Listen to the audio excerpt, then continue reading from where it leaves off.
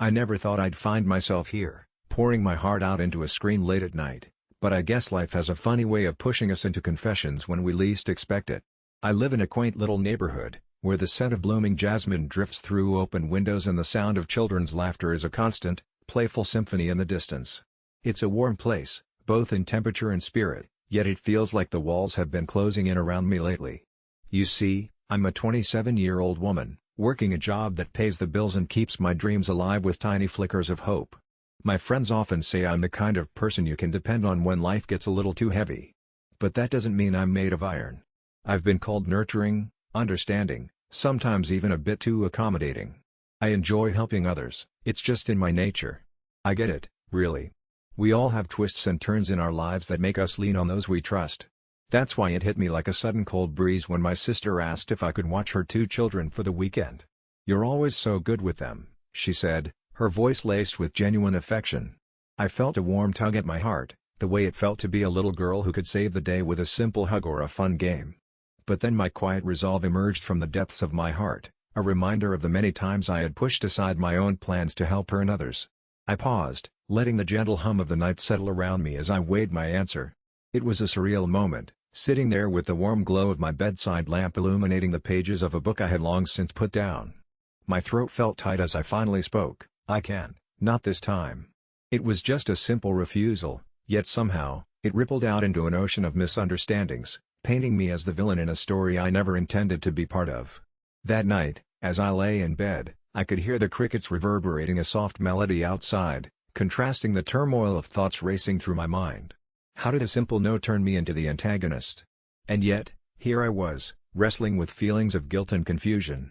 I knew I had to share this story somehow, to sift through the pieces of this puzzle together.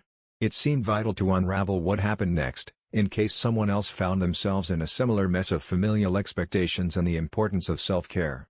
It all started with a casual family dinner. You know the kind, where laughter mingles with the aroma of freshly baked lasagna, and stories from childhood fill the air like sweet perfume. I had arrived feeling lighthearted, eager to catch up with everyone. The table was adorned with familiar faces, my aunts and uncles sharing their usual banter, my cousins laughing just a little too loud, and my sister, a whirlwind of energy, bouncing in and out of the kitchen. They had all gathered to celebrate my niece's birthday, and my heart swelled as I watched her tear into her presents. But as the evening unfurled, I noticed my sister, visibly frazzled, glancing nervously at her watch. And then it happened. She turned to me, her voice a blend of desperation and expectation. "Could you just take care of Olivia for a bit? Maybe just a couple of hours while I finish things up?" At that moment, I felt my chest tighten. Taking care of a 3-year-old was no small favor, especially when my own to-do list loomed large over the horizon of my mind. I opened my mouth to speak, my thoughts racing, but the words felt heavy and tangled. I paused for a moment, summoning the courage to voice what felt like an impossible truth. "I can't, not this time." The silence that followed was palpable, like a slow leak of air from a balloon. My family's conversation dulled, their eyes flickering towards me, and I felt the collective weight of their surprise settle over the table. My sister's expression changed almost imperceptibly, disappointment mixed with a tinge of disbelief. Had I really just let everyone down? In that instant, the laughter faded into an awkward murmur, and I could practically feel the tide shifting. Was I really the only one who thought it was okay to set boundaries? A ripple of misunderstanding washed over the room, like an unexpected gust of wind dimming the joy that had just moments ago filled the air. The night felt heavy with a tension I had not anticipated, and as I sipped my drink, I could feel eyes boring into me, searching for clues to this new plotline in our family saga. As the evening went on, I sensed a shift in affection, a flicker of judgment hidden behind polite smiles. I wanted to disappear, to shrink into the shadows of the room like an unnoticed ghost, haunted by the feeling of being the misunderstood villain in a tale I had never intended to tell. And it all began with a simple refusal that felt necessary. Lying in bed that night, the gentle hum of crickets outside seemed to mock me, reminding me that I was still entangled in this narrative spun by expectations and misunderstandings. I needed to make sense of it all, to peel away the layers of confusion before they suffocated me. How did a moment meant to prioritize self-care transform into this guilt-laden riddle? In the gentle glow of the fading day, I resolved to unravel it, not just for my own peace, but for anyone else who might find themselves caught in the tide of familial obligations. Days turned into an unremarkable blur, each one blending into the next like watercolors swirling in their own stubborn puddles. I tried to maintain my rhythm, waking early enough to prepare my morning tea, the steam curling like wisps of my fleeting hope. Yet, the shadows of that evening lingered, creeping into my thoughts as I watched sunlight filter through the leaves outside my window. It felt like an old melody played on repeat, soothing at first, but then growing unbearably predictable and stale. The very arrangements of my daily life seemed to shift subtly after that night. Friends I once could easily call waned into the background like distant echoes. Every time someone pulled out their phone, I'd brace myself, half expecting a text that would cast me back into the fray. I felt like a character in a story where the protagonist had suddenly become a pariah, as though a single choice had scarred my reputation permanently. It was at work, with chats about weekend plans buzzing around me, that the isolation struck hardest. Laughter poured from the break room like a bubbling brook, but all I could do was stand at the edge, watching as they tossed around comments like handballs, "Who's babysitting for the evening?" and "Can't believe Jake is charging for just a few hours." Each word cut a little deeper, each laugh echoing my choice back to me like an echo chamber of regret. Why don't they get it? I'd think to myself, the question morphing into a mantra, whispering in moments of solitude. I was supposed to be the kind and generous one, wasn't I? When had I become someone who put boundaries in place? I wanted to reassure myself, to cling to the notion that self-care was essential. After all, if we didn't tend to our own well-being, how could we nurture others? Yet every reminder of my intention felt muted against the accusation swirling in my mind. It wasn't until one evening, tucked away in my favorite corner of the local library, that I truly felt the weight of my decision settle within me. Surrounded by paperbacks with their worn-out bindings, I let myself sink into an armchair and drew in a deep breath. The smell of old pages was undoubtedly comforting, but it was also where I found clarity. As I thumbed through a novel, a passage caught my eye, echoing the struggle of a character facing judgment after a single choice, one fraught with personal consequence. "Perhaps villainy is just a matter of perspective," it read, and I paused, sensing the world shift beneath me. Maybe, just maybe, I wasn't the villain in this narrative but an unsuspecting protagonist striving to reclaim my voice. I closed my eyes for a moment and imagined shifting the lens, attempting to see beyond my guilt and into the possibilities ahead. With that thought igniting a faint spark of resolve, I found comfort, if only for a moment. Returning home that night, the moon hung low and bright, painting everything in a silvery light. I took a deep breath, inhaling deeply as though the cool air wrapped around me in a gentle embrace. I knew the battle wasn't over. The narrative woven by those around me would take time to unravel, but I also understood that quiet strength lay in choosing to be true to myself, even if it meant standing alone for a time. As I settled into bed, the familiar comfort of my sheets encircling me, I felt a flicker of peace ignite within, a sense of grounding. Maybe each day wouldn't be marked by laughter or camaraderie for a while, but it would be mine, built on the kindness of recognizing my own needs. I could create a new story, one where my choices were not shackles but wings, guiding me gently forward into the uncharted territories of my own heart. Lying there in the stillness of my room, I let my mind drift back over the events of the past week. It felt strange at first, this new perspective, like adjusting to a song playing in a minor key. I had been so quick to label myself a villain, wrapped up in the aftermath of my refusal to babysit without fair compensation. It was easy to let their narrative overwhelm me, to feel the weight of their judgments settle like a heavy fog on my shoulders. But in that moment of quiet reflection, something shifted, like sunlight breaking through the clouds. I began to realize that standing up for my needs didn't make me selfish, it marked a step towards self-respect. I had always prided myself on being accommodating, the go-to friend who would bend over backward to help, even at my own expense. But here I was, learning that boundaries can be a form of kindness, too. The elation I felt when I chose to prioritize my own worth began to seep into my veins, dissolving the shame I had carried like an unwelcome guest. As I nestled deeper into my comforter, I thought about those who had criticized me. Were they really angry at me, or did my decision reveal something uncomfortable in themselves, their own fears of rejection, or perhaps a latent hunger for validation through their sacrifices? I felt a twinge of empathy.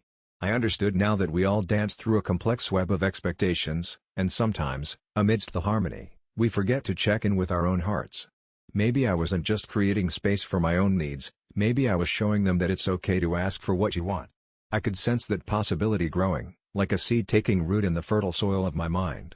What if my choice sparked something positive in others, an invitation to reassess how we care for one another?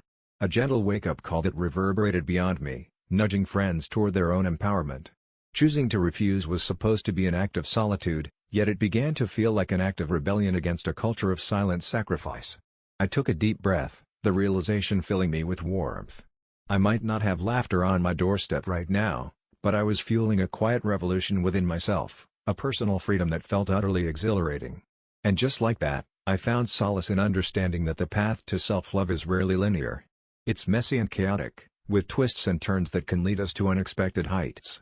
I closed my eyes, allowing the fullness of this new narrative to wash over me, feeling lighter, suspended between the past and the future, ready to embrace whatever came next. Maybe the journey wouldn't solely be about navigating others' perceptions of me, but more importantly, about crafting a relationship with myself that was drenched in kindness and bravery. That was the story I wanted to tell. In that moment of quiet clarity, I opened my eyes and gazed out the window, the golden rays of the setting sun painting the sky in swirling oranges and pinks. Everything felt amplified, as if the universe was simultaneously whispering its secrets and cheering me on. I thought about the countless times I had agreed to ignore my own needs, smiling through my hesitations, all in fear of being labeled the bad guy. But here I was, grappling with this choice, and somehow, it felt beautiful to allow myself to be a little selfish, for once. I let my thoughts settle like dust after a gentle breeze, clearing my mind of the clamor of expectations. I wasn't denying help, I was simply reclaiming my time and space. The sense of guilt that had clung to me began to dissolve, like mist meeting the morning sun, and as it lifted, I felt lighter yet, untethered from those old narratives that had once defined me. I reached for my phone, hesitating for a moment as I scrolled through messages from family and friends. Part of me had been so afraid of what they might think, of how I'd be perceived, of the judgments waiting like shadows in the back of their minds. But I could see clearly now. I was more than someone to be called upon when an extra set of hands was needed. I was a person with thoughts, dreams, and a heart that deserved care just as much as anyone else, perhaps even more. With a soft exhale, I typed a simple message: "I can't babysit this weekend, but let's plan a dinner soon. I miss you all." It felt like a tiny seed of authority was being planted within me. Nothing overtly dramatic, just a gentle assertion of my boundaries, a line drawn in the sand that shouted I am here too, and my time matters. As I hit send, I leaned back and let out a sigh, both freeing and terrifying. It was a small step, sure, but it was mine, reflected in the glow of the setting sun. I felt like I was finally embracing my own truth, and deep down, I knew this was just the beginning. I closed my eyes again, allowing myself to feel all the possibilities unfurling in front of me. Right then, surrounded by the warmth of my little sanctuary, I knew I was choosing to venture into the uncharted territory of self-respect. And somehow, that made everything outside seem a little less intimidating. Outcome: a few days passed, and I held my breath, wondering how my friends would react. Overall, it wasn't as catastrophic as my mind had conjured up. Yes, there was an initial wave of confusion. A handful of texts came through, some cautiously probing, "Are you okay?" and others more brimming with a perplexed concern about why I wouldn't be helping out as I always had. But instead of crumbling under the weight of others' reactions, something shifted within me. I started responding not with justifications, but with reminders of my own life's priorities.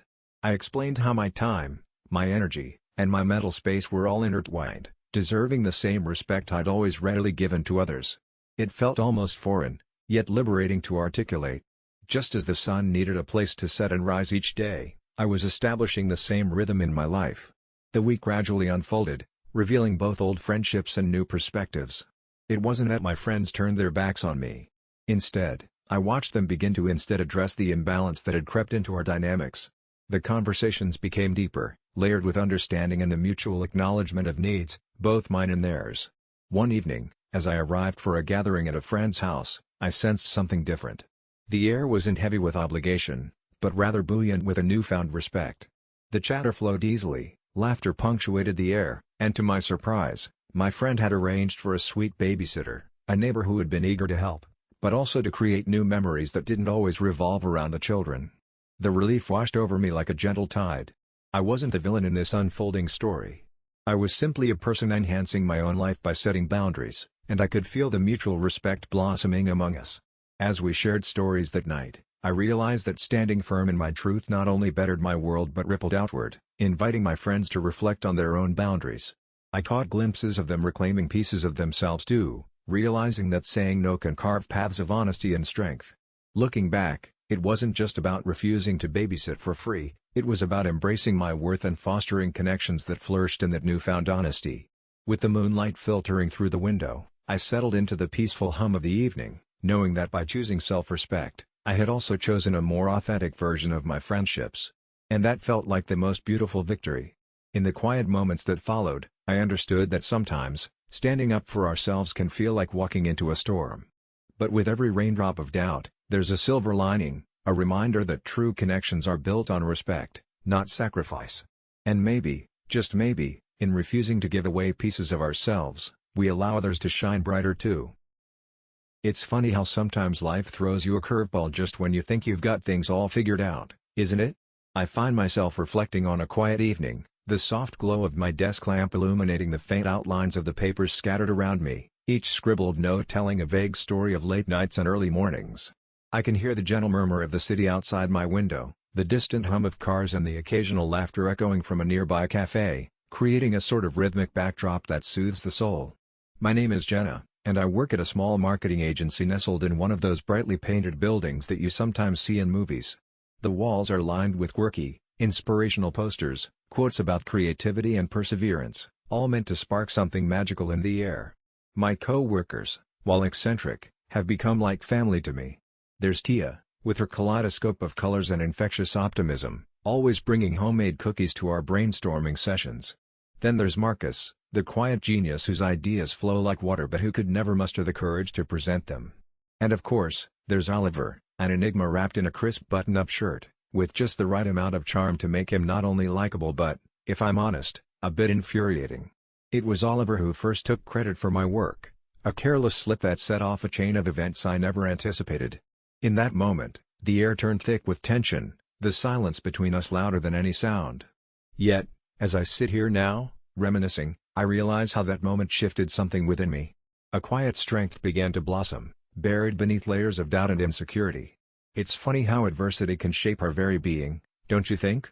But I'm getting ahead of myself. There's a beautiful complexity in the story I want to share, a lesson in choosing how to respond when the world's not fair, or when, sometimes, the people we trust let us down. I promise it'll be worth sticking around for.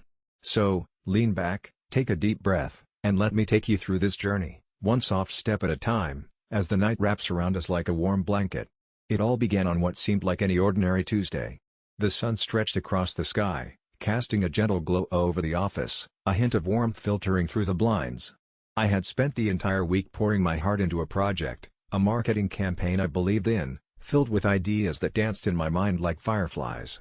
I had worked late nights, skipped lunches, and even sacrificed my weekend to get everything just right. There's something about the thrill of creation that pulls you in, isn't there?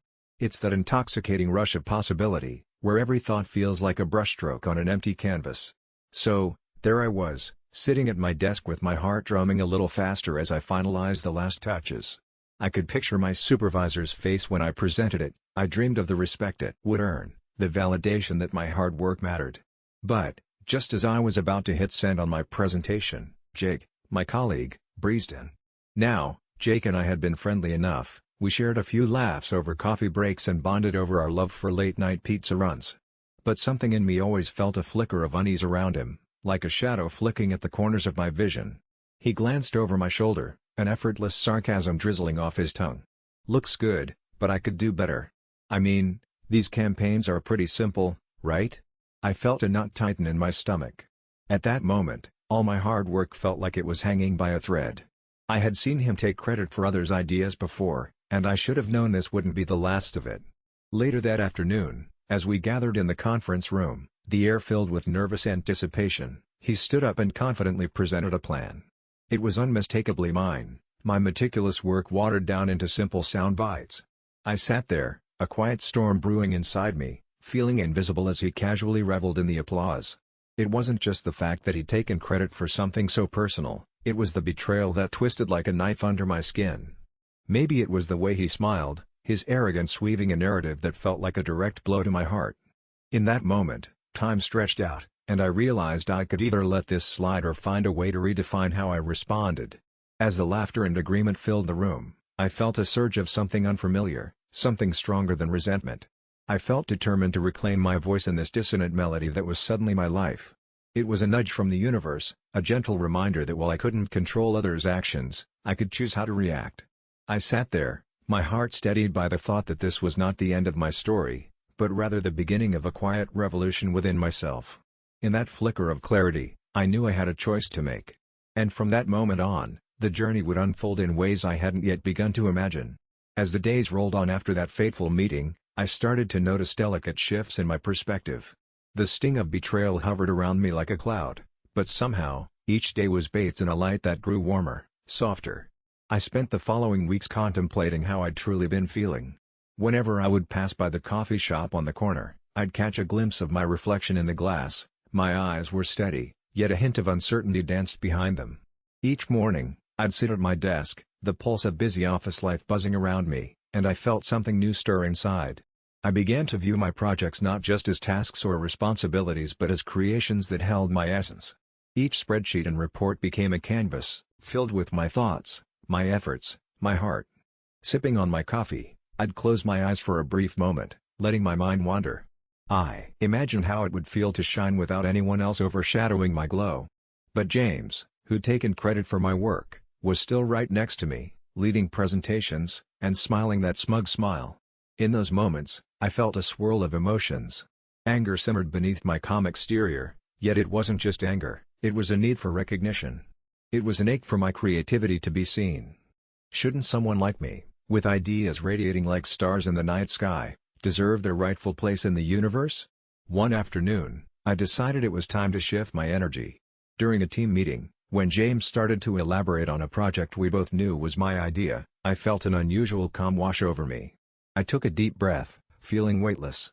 Instead of letting his words drown me, I interjected with a gentle, almost playful tone. "That's a lovely thought, James, but I remember when we brainstormed those ideas together. I had some additional insights I think would benefit our work." The room turned towards me, eyes flickering with curiosity. It felt like a gentle ripple, shifting the waves of conversation in my direction. My heart raced not with fear but with the thrill of reclaiming my narrative. James's expression tightened, confusion mingling with annoyance, but it didn't matter. My voice was back, and with it came clarity. After that, I noticed something metaphorical shifting in my daily rhythm. My weekends became sacred, filled with brisk walks in the park with a book in my hand, the sun kissing my skin. I found solace in crafting my ideas into tangible forms again, not with the intent to impress anyone, but simply to express. I started journaling feelings I kept hidden, letting words envelop me in peace. It felt like shedding layers, each revealing a truer part of myself beneath the past hurts. But the best part of it all was the softness that crept back into my world. Conversations over dinner with friends became more genuine as I spoke about my dreams, uninfluenced by doubt or fear. With every laugh shared and every story told, I was grounding myself further into who I really wanted to be. I was determined to write a narrative in which I was the hero, where I was valued for my contributions, and where I would not allow anyone to dim my light. James continued his path, perhaps still in the dark about the changes within me. And as he walked that path, I observed, not with bitterness but with a gentle smile, understanding that his journey was his own. Meanwhile, I was learning to navigate mine with compassion and grace. If he faltered, I wouldn't be the one to stop him. Instead, I chose to cultivate my garden, to nurture the seeds of my creativity and the abundance of my potential. After all, the beauty of my story had just begun to unfold, like the petals of a flower awakening to the morning sun. And I was ready to bloom. Reflection: as I look back on all of it now, I realize how much my perspective has shifted since the whole ordeal with James. Initially, I was caught up in the whirlwind of anger and betrayal, my heart filled with resentment over the credit he stole from me. I felt wronged and small, like a shadow someone had cast aside. But now, standing on the other side, I see that those feelings were just pieces of a larger puzzle I was trying to fit together. What I once perceived as a betrayal became less about his actions and more about my own growth. I wasn't just defending my work, I was fighting for my voice to be heard. In that moment of clarity, I began to understand something profound: my worth wasn't tied to validation from others. I didn't need to prove myself to them or seek their approval. The real validation had to come from inside, from recognizing my talents and nurturing them. In letting James stumble on his path, I learned that sometimes, we need to step back and allow others to face their own consequences. It wasn't cruelty or revenge, It was compassion wrapped in the soft realization that I could no longer be responsible for how others chose to navigate their lives. I was finally free from the weight of comparison, free from the burden of feeling overshadowed. I found solace in the fact that my journey was unique, a tapestry of experiences woven with my own thread, and no one could take that away from me. As that seed of clarity planted itself deeper in my heart, I began seeing James not as a foe but as a lesson, a mirror reflecting my own insecurities. In his struggle for recognition, I found the courage to lift myself above petty grievances and embrace the fullness of who I am. I started to view challenges not as barriers but as stepping stones toward growth, understanding that every setback is laced with the potential for something beautiful to emerge. Now, I'm nurturing my garden, allowing it to flourish without fear. I am crafting my narrative, not with angst or bitterness, but with the gentle strength of acceptance and optimism. The petals are unfolding patiently, bright and resilient, and I'm learning to dance with the warmth of the sun rather than shrink back into the shadows. I'm no longer just waiting for my moment, I'm creating it, and that in itself feels like the greatest victory. So here's to the lessons learned and the soft, sweet understanding that comes with time. Every day is a new page, and my heart beats with the promise that my story is mine to tell, without reservation and with an open heart. It was during one of those routine office meetings, you know the kind, people sitting around a conference table, eyes glazing over as PowerPoint slides flickered with jargon and stale graphs. But that day felt different, almost electric.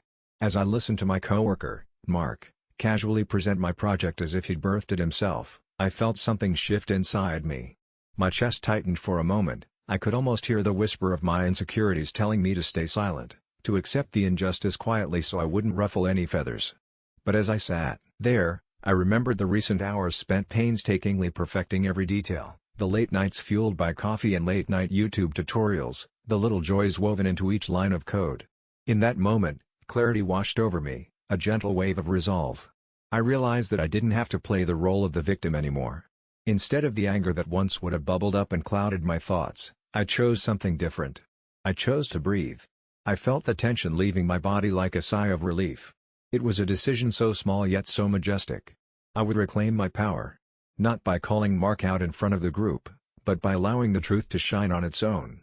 When the meeting wrapped up and everyone shuffled out, I stayed behind, staring at the flickering projector screen. I felt lighter, as if I'd shed a layer of heaviness I didn't even know I was carrying. It was in that stillness, surrounded by the remnants of my thoughts, that I made a pact with myself. I wouldn't seek revenge for Mark's actions. Instead, I'd let my work speak for itself. I'd put my ideas forward again, nurturing them with the same care I had before, and if people discovered the truth, they would find it eventually, without my interference. This clarity settled in my heart like a soft whisper, reminding me that I could choose how to respond. I was no longer merely reacting, I was actively shaping my story. And what a beautiful story it would be, layered with resilience rather than resentment. As I left the room, the echo of my footsteps on the floor felt light and purposeful, like each step was a note in my own symphony. I was ready to embrace the uncertainties ahead, trusting that the universe would guide me gently, while I took charge of my own portrayal. I smiled to myself, feeling like I had just stepped into a fresh chapter, one where I knew the protagonist could not only rise but thrive. Outcome in the days that followed, I found myself wrapped in a cocoon of tranquility. It was almost surreal. I watched as my colleague, emboldened by the credit he had taken, ventured forth with the project we had worked on together. His enthusiasm was palpable, and part of me felt a flicker of regret, that perhaps if I had confronted him sooner, things could have been different. But then, I remembered the peace I had carved out for myself. As his confidence grew, so did the stakes of his missteps. The project, once a tapestry woven with my ideas, began to unravel in a way I had anticipated but still felt a twinge of sadness over. The flaws in his execution were subtle at first, tonal shifts that went unnoticed, details that spiraled into chaos, little things that slipped past our shared vision and emerged as gaping holes in the presentation. When the deadline arrived, I felt a deep breath swell within my chest. Standing in the back of the crowded room during the presentation, I recognized the ebb and flow of humanity, the collective sighs when things didn't quite click, the shifting murmurs of confusion. It was a bittersweet symphony, watching someone else carry the weight of their choices. There was no glee in witnessing his downfall, only a profound realization that sometimes, the universe has its own way of balancing the scales. With each moment that passed, I steadied myself in the knowledge that my heart had chosen a lighter path. I hoped for his success, But I also recognized the lessons that lay in this ripple of failure, lessons that perhaps only he could learn.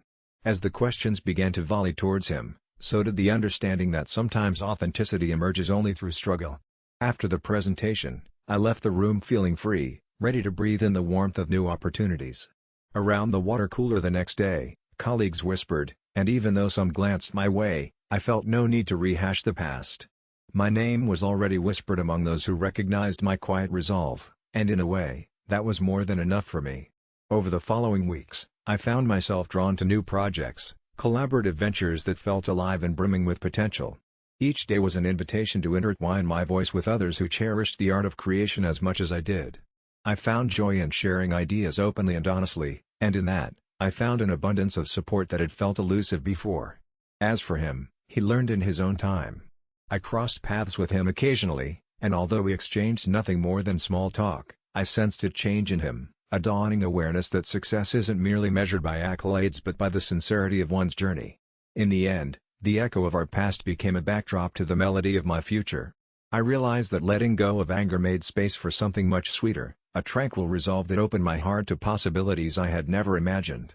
And so, each day turned into a page filled with the promise of new beginnings, as I wrote my own story with the ink of resilience and grace.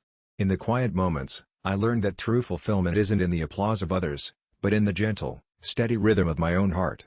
Sometimes, the greatest victory is simply choosing to rise above and nurture your own light, even when shadows loom.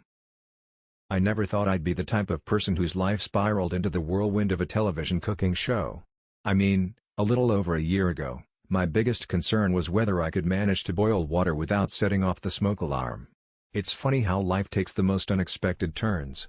You see, I'm just an ordinary person, living in a cozy little apartment that smells faintly of lavender and freshly brewed coffee. The walls are adorned with mismatched frames, each holding memories of birthdays and quiet Sunday mornings.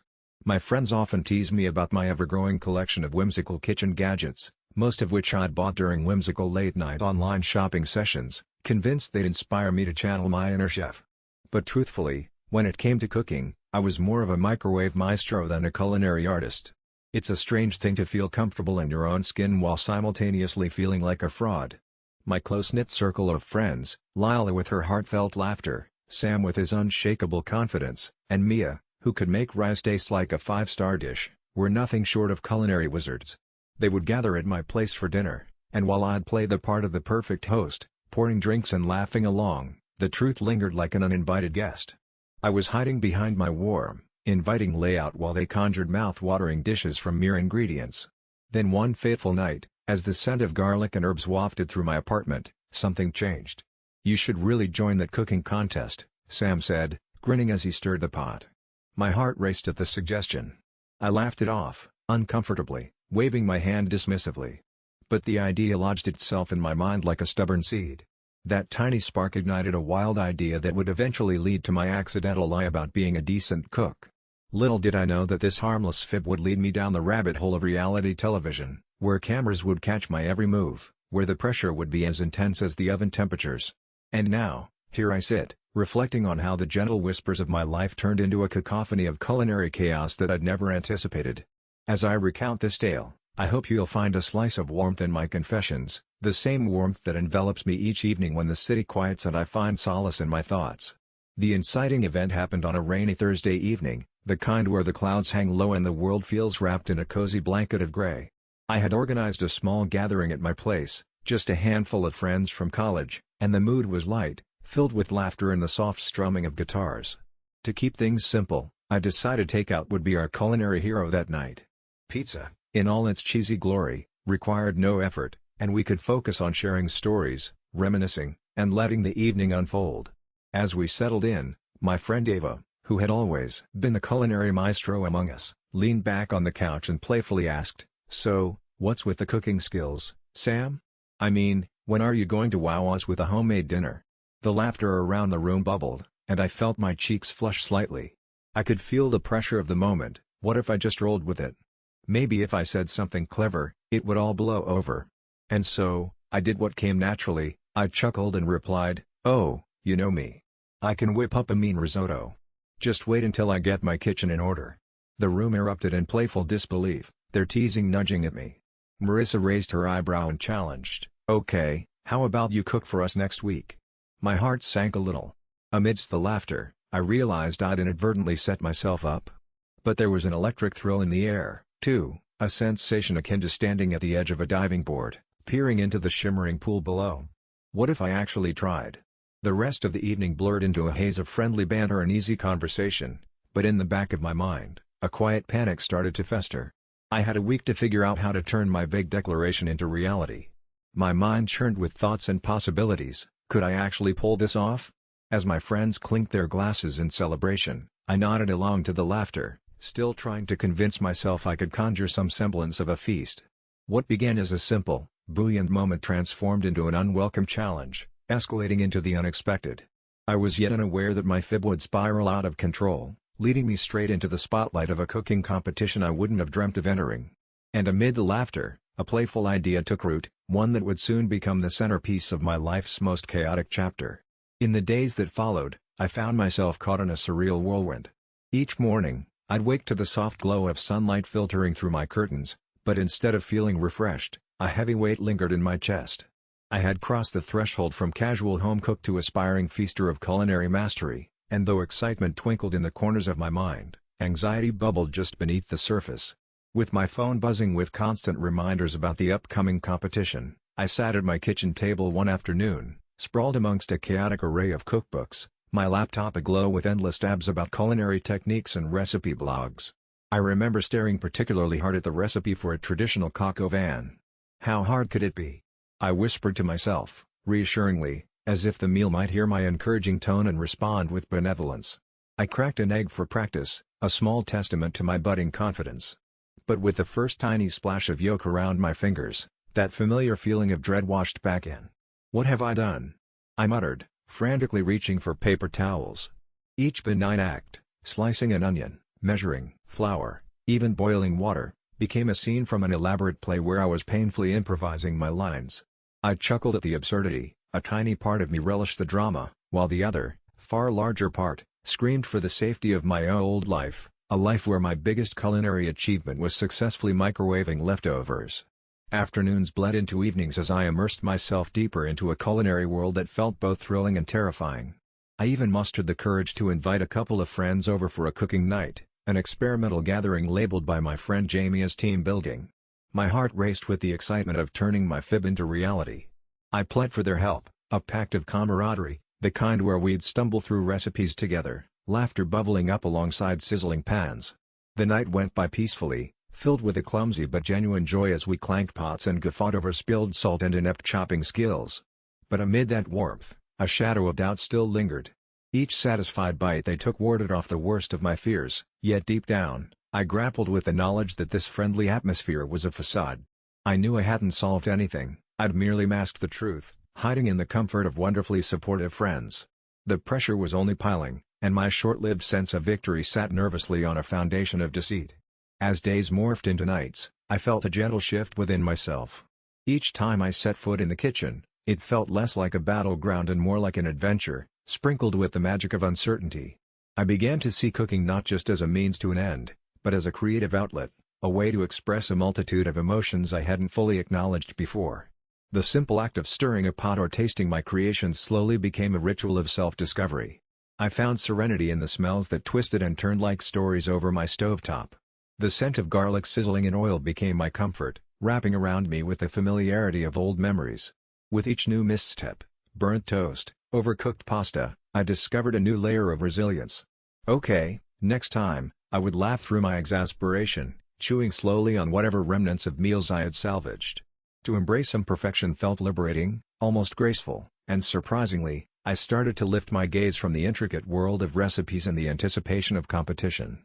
I began to enjoy the little moments, the sun setting outside my window as I diced tomatoes, the quiet relaxation that slipped in as I prepared dinner. I realized, cooking was not about impressing others or creating perfection, it was about the joy of being present in that moment, of creating something from the heart, no matter how chaotic the result. And so, with every meal, I edged closer to that cooking competition, not with the weight of my original eye, but with an eagerness laced in authenticity. I was learning to embrace my journey, not just what I'd promised the world, but what I'd begun to promise myself. In the end, Perhaps this little adventure was less about the prize or the glory, and more about finding my own spark amid the simmering pots and delicate flavors. Sometimes, it takes a little fib to unveil a hidden truth, doesn't it? As I sat there, surrounded by the comforting aroma of sautéed garlic and the gentle rhythm of bubbling broth, I couldn't help but feel a profound sense of ease wash over me. The TV show, the competitions, the audience, it all suddenly seemed a little less daunting, a lot less defining. In those moments, I discovered a realization that stirred deep within me. It wasn't about the culinary accolades or the applause from the judges. Rather, it was about the exploration of self through the art of cooking. Before this journey, I always thought of creativity as a finished product, something that needed to be polished and perfect to be worthy of admiration. I was conditioned to chase after the glamour of success, not recognizing that every misstep was merely a stepping stone. Now, as I whisked and stirred, I understood that creativity thrived in honesty and vulnerability. The meals I crafted began as experimental tangents, an improvisation that unfolded around my kitchen with each slice and stir. I learned to embrace the quirks of my attempts, to smile at the occasional burnt edge, knowing the essence of sharing a meal was in the love and heart you poured into it. And in this understanding, I found not only clarity but also compassion, both for myself and for others. I saw how we all wear our masks, pretending to be more than we are in hopes of gaining acceptance or admiration. It made me realize that beneath our facades, our fears and vulnerabilities could connect us in ways more profound than any award could. My small fib had ironically peeled back layers of pride, revealed the beauty of authenticity, and illuminated the understanding that we all share a similar hunger, not just for food, but for belonging, for love, for connection. Even as I prepared meals for the cameras, I remembered the evenings spent sharing meals with friends and loved ones, the laughter, the stories, the comfort of simply being present. It was a reminder that true artistry isn't about crafting perfection but about weaving shared experiences and memories into every dish. It became apparent that my journey through the kitchen was also a journey inward, where I explored my identity, my passions, and my voice. And so, as I reflect on this unexpected path, I find myself embracing uncertainty and celebrating the raw beauty of imperfection. I'm grateful for the chance to be on that show, not for the recognition, but for the gentle nudge that pushed me to discover what it means to cook not just for others, but for myself. I think I finally get it. Cooking is more than an act, it's a dialogue with who I am, a way to love and express myself in those tender moments with food, and, perhaps even more importantly, with others. It was in the stillness of the kitchen late one night, after a long day of rehearsing lines and filming takes, that the clarity washed over me. The vibrant colors of the vegetables laid out on the counter, their textures gleaming under the soft glow of the overhead light. There was something almost meditative about being surrounded by the chaos of ingredients, yet feeling so grounded in my own skin. I pulled out a bowl and began to chop, the rhythmic sound of my knife echoing through the otherwise silent space. With each slice, each chop, a little bit of my anxiety peeled away. I was so caught up in wanting to be perfect on camera, to impress the judges, that I forgot why I started cooking in the first place. It was never about the accolades or the fame, but rather the warmth of a shared meal and the laughter that comes with it. As I tossed together a simple stir-fry with whatever was left in the fridge, I thought back on how I had fumbled my way into this culinary adventure, spinning a web of lies about my skills merely to fit into a world that felt a million miles away from my small-town kitchen. But here I was, bringing together flavors and colors, an artist at work, not an imposter. The smell of garlic and ginger filled the air, and suddenly, the weight of my self-doubt started to lift. I realized I didn't have to be the best, I just had to be authentic. In that quiet moment, as I plated my creation drizzled with a homemade sauce, I felt a wave of peace wash over me. This was it, this was my answer. I didn't need to chase perfection. I needed to embrace the chaos, the unexpected, and the me wrapped in each bite.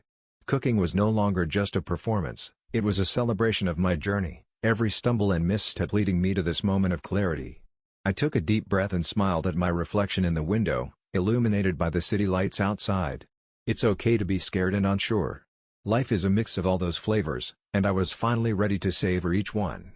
I decided then that, no matter what happened on the show, I would cook for joy, for connection, and above all, for the love of it, my cooking, my way. Outcome: as the final episode of the cooking show wrapped up, I felt a swell of emotion that surprised me. My journey had been anything but ordinary. I poured my heart out in every dish, and in return, something beautiful happened. I found my voice. The critiques stung at times, but they also ignited a spark within me that I never expected. I learned to lean into my vulnerabilities rather than shrink away from them. Cooking became this thread-woven tapestry, a collection of stories shared with strangers who felt like friends. To my astonishment, the viewers began to connect with my authenticity. I received messages of encouragement from people who had faced their own cooking struggles, who found solace in my episodes. Everything from my failed soufflés to my improvisational last-minute pasta dishes resonated with a wider audience. It felt like gathering around a table at a friend's home, each story shared topping off the meal. When the final show aired, my delectable disaster sliced through the screen, and my heart knew this was just the beginning, not the end. I was approached by a local cafe to share my culinary journey as their guest chef for a month. I couldn't believe it. They wanted me to showcase the sincerity behind my cooking, to inspire others to embrace their own journeys in the kitchen. Stepping into that cafe, I looked around and marveled at the warm, welcoming atmosphere. Each day, I found myself met with smiles, laughter, and the magical aroma of food being made with love. Customers shared their stories over dishes I created, and I knew that this was where I belonged. Cooking had woven us together, celebrating our collective chaos. So here I am, still learning, still experimenting, and still savoring every moment. I realized my lie had brought me to a place of truth. It had carved a pathway to resilience and creative expression. I'm no longer just the one who lied about her cooking skills, but someone who cherishes every step of this flavor-filled journey. With every sprinkle of salt and dash of spice, I remind myself that it's not about impressing anyone, it's about joy, connection, and loving the imperfect puzzle that is life. And as I stir a new pot of soup tonight, I smile, knowing that the best is yet to come. In the end, I found that sometimes the biggest lies lead to the most beautiful truths. Life isn't about the perfection of our skills but the fullness of our hearts, and in that warmth, we find the true essence of who we are. Here's to savoring every imperfect bite, trusting that the journey flavors us all. I don't think I'm cut out for this job anymore, and it's only 10 a.m. on a Tuesday. I'm a software developer at a mid-sized startup, where code isn't just a language, it's a lifestyle. I've spent the last 5 years typing away in a cubicle, chasing the ever-elusive bug fix while drowning in a sea of coffee cups. But this morning, as I stared at the glowing screen filled with lines of code that had once felt like a second language, I felt a creeping numbness, a realization that the spark I used to have for this work had fizzled to smoldering embers. What was supposed to be a day of tackling exciting new features has turned into a grim marathon of troubleshooting legacy systems that I didn't even write. But perhaps it was the way Tom, our over-caffeinated team lead, threw me into the deep end on a project I wasn't ready for that really pushed me to the edge. Little did I know, today was going to unravel in ways I'd never imagined. As I sat there, staring at lines of code that felt increasingly foreign, my phone buzzed, Tom calling. I could practically hear the caffeine-fueled excitement in his voice over the ringing. "Hey! Got a minute?" I inhaled sharply, wishing I could say I was busy. "Yeah, what's up?" "I just wanted to go over the new specs for the upcoming release with you. I think we can really get ahead if we roll out the improvements before the end of the week." This was a classic Tom move, pitch an ambitious timeline like a carnival barker, and then expect the team to jump through hoops. I felt an uneasy twist in my gut. Right, the new features. I was planning on fixing, some legacy code first. There's quite a bit of work to do before we can even think about moving forward. Tom didn't miss a beat, his voice boisterous and confident. "Come on. You've got this. Just pivot your attention. Besides, the legacy issues will still be there next week. Let's prioritize what's going to wow the clients." I wanted to roll my eyes. Sure, impressing clients mattered, but so did the integrity of our existing systems. "Okay, but, great. You'll handle that, right? I'll touch base with you later. Gotta run." Before I could protest, he hung up, leaving me with a throbbing sense of dread.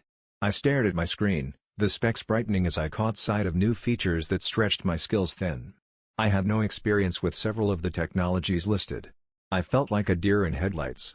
Just as I was about to take a few deep breaths to calm the churning anxiety inside me, an ominous email popped into my inbox, an urgent message from a client. "We found a critical bug last night. It's causing downtime in our application. We need this fixed ASAP." My heart sank. I opened the email, and as I read through the details, panic washed over me. It was a dog's breakfast of a problem, tied intricately to the legacy system I had hoped to tackle later. I leaned back in my chair, feeling the weight of the world pressing down on me. This wasn't just an annoying request, I could sense the implications. A high-profile client was displeased and, with the big demo coming up in 2 days, I couldn't afford to mess this up. Suddenly, I was caught in this horrible ultimatum: divert my focus to the client issue and risk falling behind on Tom's new feature deadlines, or push for the new features and pray the bug didn't spiral out of control. My mind raced. It was as if everything I thought I knew about juggling projects had suddenly abandoned me. The spark had long gone. Now I was left with a suffocating weight of responsibilities, and each decision loomed larger than the last.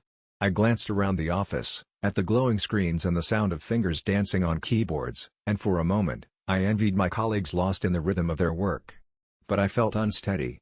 As I sat there, a tight ball of tension, I had no idea how I was going to navigate this day or come out in one piece.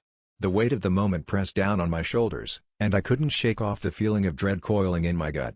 It wasn't just the deadline sneaking up on me, it was this oppressive cloud of self-doubt that followed me into every meeting and lingered in every line of code I wrote. I stared blankly at my screen, the words blurring into an incomprehensible mass of errors and warnings. Would I even recognize a solution if I stumbled upon it? As the minutes turned into hours, I could feel a low hum of anxiety vibrating through my veins. It was a familiar sensation, one I hadn't felt in a while, a ghost of all those late nights spent fixing bugs that had stubbornly resisted logic. I used to relish those moments, the thrill of piecing together a puzzle. But today? Today was different. Today felt like a labyrinth, every path I considered leading to dead ends, every choice dragging me deeper into a gray fog of uncertainty. I took a deep breath, hoping to clear my mind, but all I could hear was the rhythmic clacking of keyboards around me, a stark reminder of the efficiency I craved but felt I couldn't achieve. I watched as Katie, 2 desks over, cracked a joke with Ryan. Their laughter was infectious, yet I felt like a ghost in their midst, unable to shake off the creeping sensation of isolation. I wanted to reconnect, to feel part of the team again, but the anxiety held me in place, frozen like a statue. What if I failed? What if I disappointed Tom and the rest of the team? What if the judgment in their eyes stung more than the shame I already felt? I was scared of what they would think, of my capability, my worth, my future in this fast-paced world where everyone seemed to glide effortlessly while I stumbled. Every keystroke began to feel like a gamble, one that could undermine my credibility, the delicate balance we'd all cultivated. I thought back to the times I had stayed late, fueled by too many cups of coffee and bright blue screens. I remembered the surge of pride I felt when I finally rolled out a project, the congratulatory pats on the back, the smiles. I longed for that feeling again, but this time, my resolve felt cracked, as fragile as a broken link in a chain. I was more afraid of failing in front of my peers than failing the client. This wasn't just about the code, it was about how I perceived myself within this intricate web of talent and ambition. With frustration bubbling under the surface, I shifted my focus back to the issues at hand. I had to make a choice, to show up for myself and my work, to rise above the spiraling thoughts that threatened to swallow me whole. Maybe it would start simply, diving into the current predicament and letting the caffeine in my system fuel a flicker of clarity. Maybe I needed to surrender, to let go of the pressure of perfection and embrace vulnerability as part of the process. As I took that plunge into my tasks, I felt a slight flicker of hope, small yet persistent, a reminder that amidst the chaos, there lay the potential for growth, both in coding and in learning to trust myself again. I lost myself in the rhythm of the keyboard, each stroke echoing the steady beats of my heart as I pieced together solutions from fragments of logic and creativity. The issue, which had loomed large moments ago, felt suddenly manageable. The screen glowed with error logs, but they morphed into guides instead of adversaries, leading me toward a clearer path. I found a syntax error that had caused a cascade of issues. As I corrected it, a rush of satisfaction surged through me, not just for the code but for the inner battle I was winning. As the hours slipped by, I was enveloped in a bubble of concentration, where time felt elastic. I dug deeper into refactoring my functions and optimizing my algorithms, each click and mouse movement becoming more assured. I finally emerged for a breath, blinking at the clock that read 6 p.m., surprised to discover how much I'd accomplished. The project was far from finished, but it was in a state that actually felt good.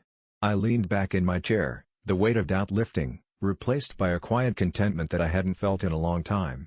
Over the next few weeks, I kept that spark alive. I embraced moments where I stumbled, finding clarity in the mess rather than despair. Sharing code snippets and seeking feedback from my colleagues became less daunting. Instead, it transformed into a collaborative dance of ideas. I started attending the weekly sprints with a newfound enthusiasm, grateful for my team and the warmth of camaraderie that bloomed in those discussions. We shared struggles, ideas, and the occasional laugh that made our long days less tedious. But there was something deeper brewing within me, forged in the subtle fires of vulnerability and transparency. I realized I could start being open about my struggles, not just with my work but with my identity as a developer. I initiated conversations about imposter syndrome during one of our team lunches, and to my surprise, instead of awkward silence, I was met with understanding nods and shared stories.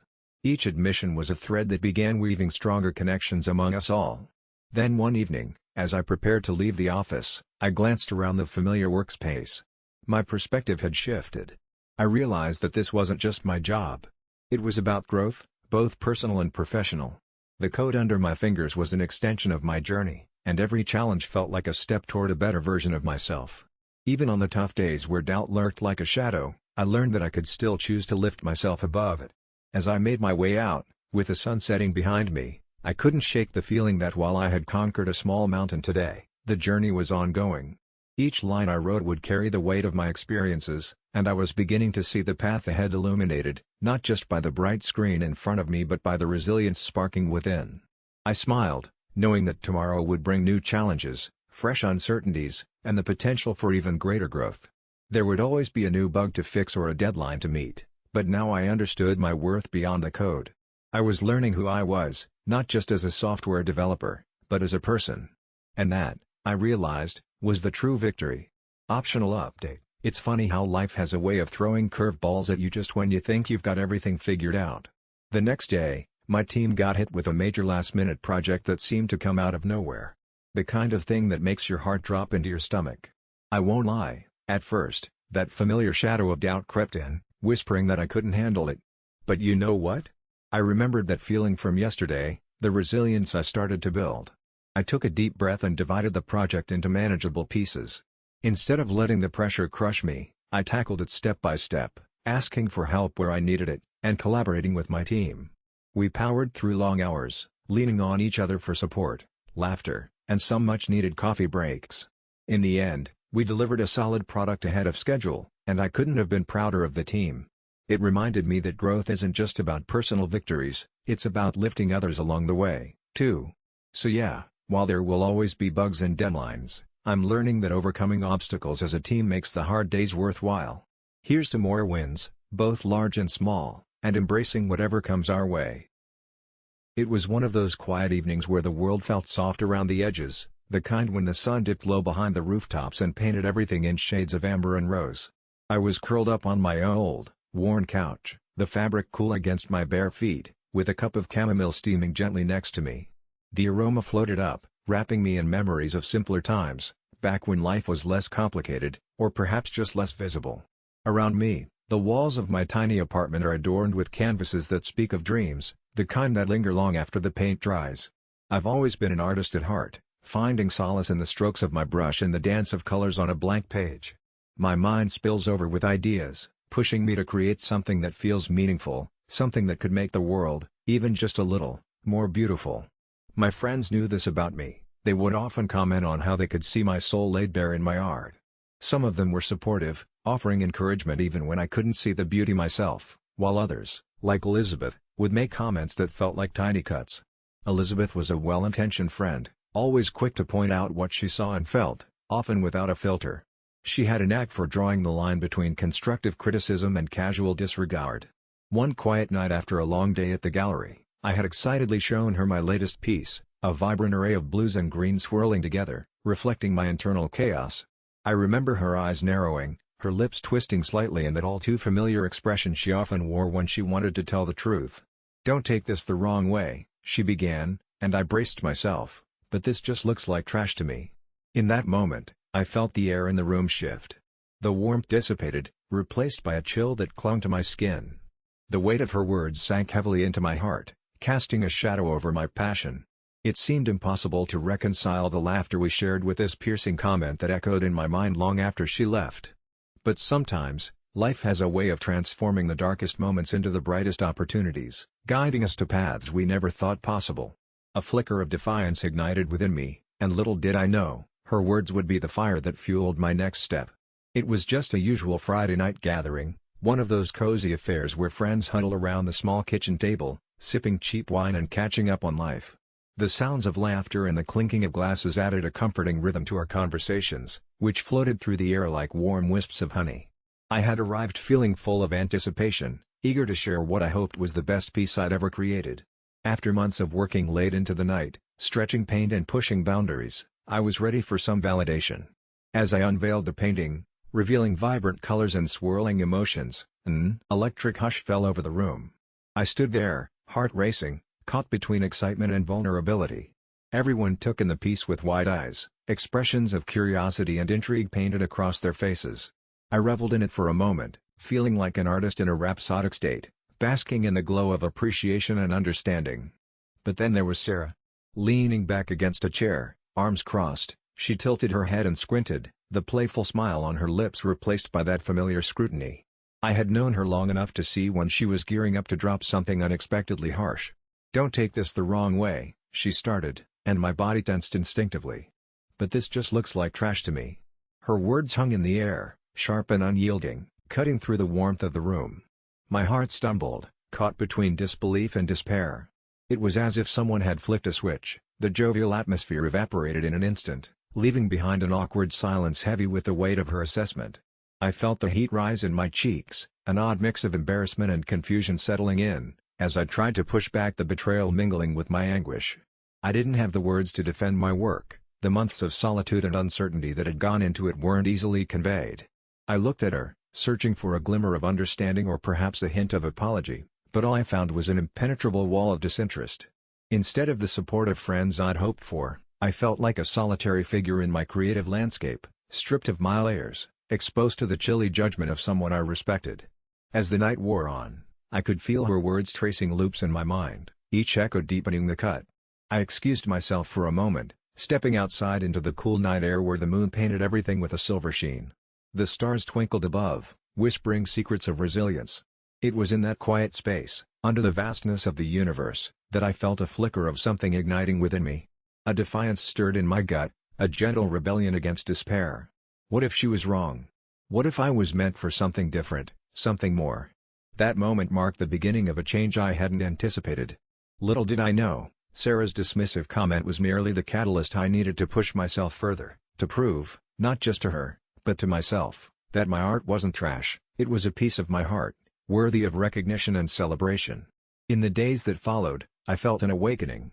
Each stroke of paint across the canvas was no longer just a task, it became a little ceremony, a moment where I danced with my emotions, pouring every ounce of passion into the work.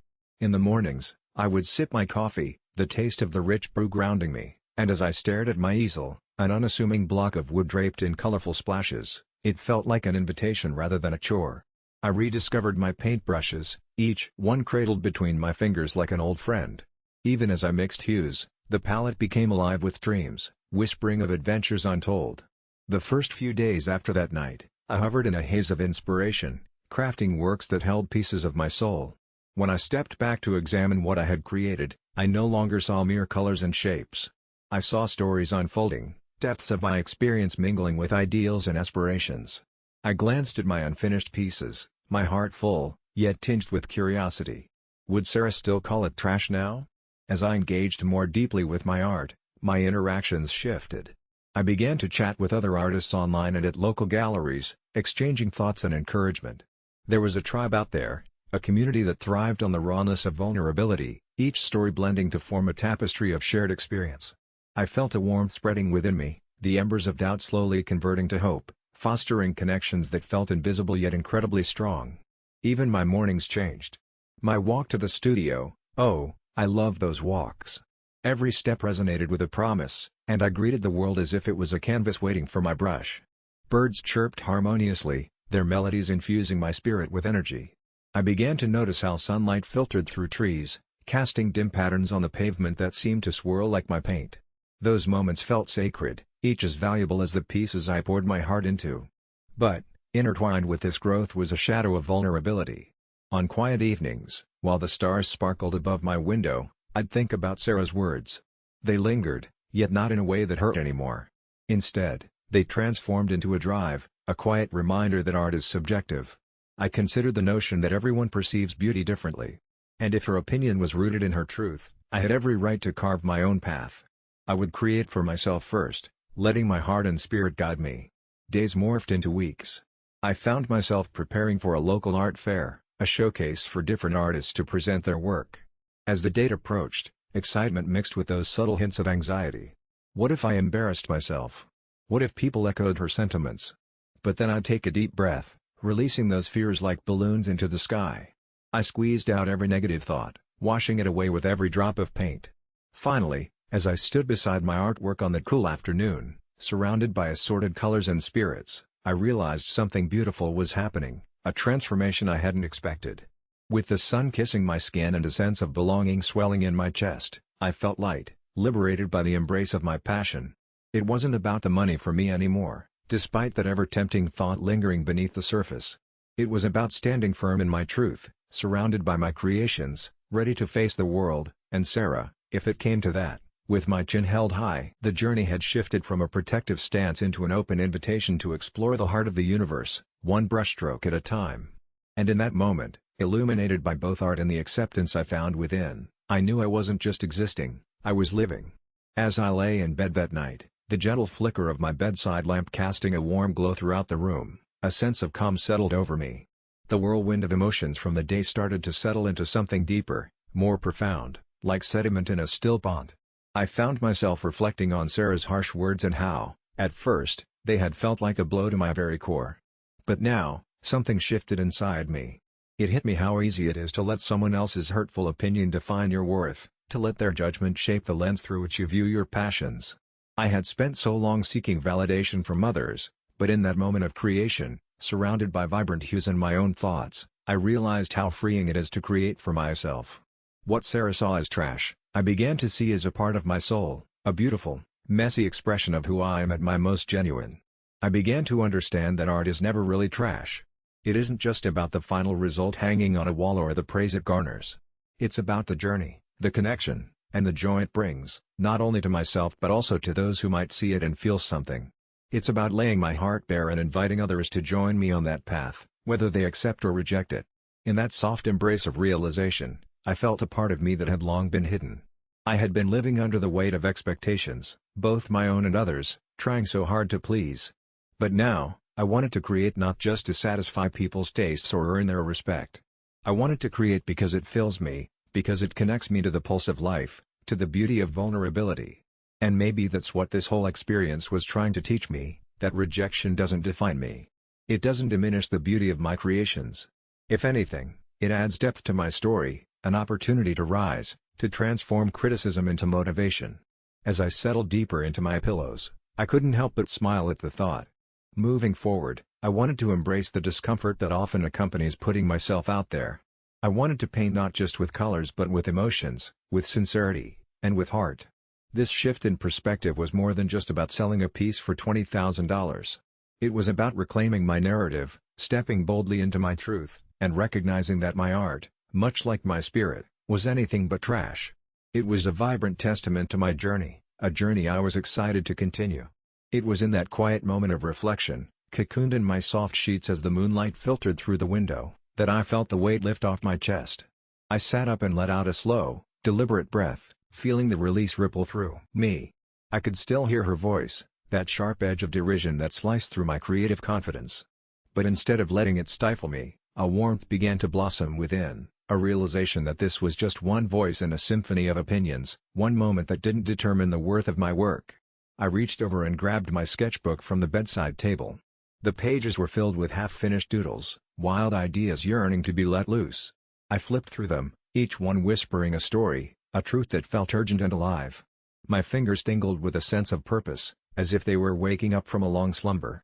As I scanned the pages, something shifted inside me. I understood that every stroke, every splash of paint held a piece of my spirit, a testament to where I had been and where I was going. With a newfound resolve, I took out my favorite brush and dipped it into blue paint. I let the color dance on the canvas, each stroke becoming a declaration of my intent. I painted not for applause or approval, but for the sheer joy of it, for the thrill that came with letting my heart guide my hand. In that singular focus, I found freedom. The colors blended beautifully, a harmony of chaos and calm, and I felt the connection to my craft deepening with every moment spent in that flow. I knew that the road ahead might still be bumpy, that there would be critiques, perhaps harsh ones. But now, they felt like mere ripples in a larger ocean of creativity that I was determined to dive into. I wanted to embrace the storm, not shy away from it. The insecurity that once tethered me slackened, and I found a comforting strength in the rhythm of creation. As the night deepened, I lost myself in the beauty of my art, free and fluid. I finally understood, rejection was just a small part of the journey, and my art was a reflection of the countless moments that made me who I am, however messy they might be. I had found my voice among the noise, and it was beautiful. The thought filled me with warmth, and I settled back against my pillows, ready to face tomorrow with open arms and an open heart. The days that followed carried a calmness I hadn't anticipated. I found myself leaning into my art, pouring my thoughts and emotions onto canvas like a gentle river flowing without restraint. The sting of that harsh comment had, unexpectedly, become a catalyst for something more profound. It wasn't just about proving anyone wrong, it was about embracing the authenticity of my experience and sharing it with the world. A week after the comment, I decided to submit a piece to a local gallery's Emerging Artists Showcase. It felt liberating, putting my work out there without the weight of others' perceptions. To my surprise, not only did my work resonate with the people who saw it, but it also garnered attention from a few local collectors. One evening, as the sun painted the sky in hues of amber and violet, I received a message from an art consultant who was interested in purchasing a specific piece, my favorite, the one that felt like a true extension of myself.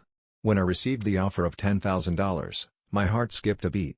It wasn't just about the money, it was validation that, despite the harsh critiques, my art found a home in someone else's heart. I smiled at the thought.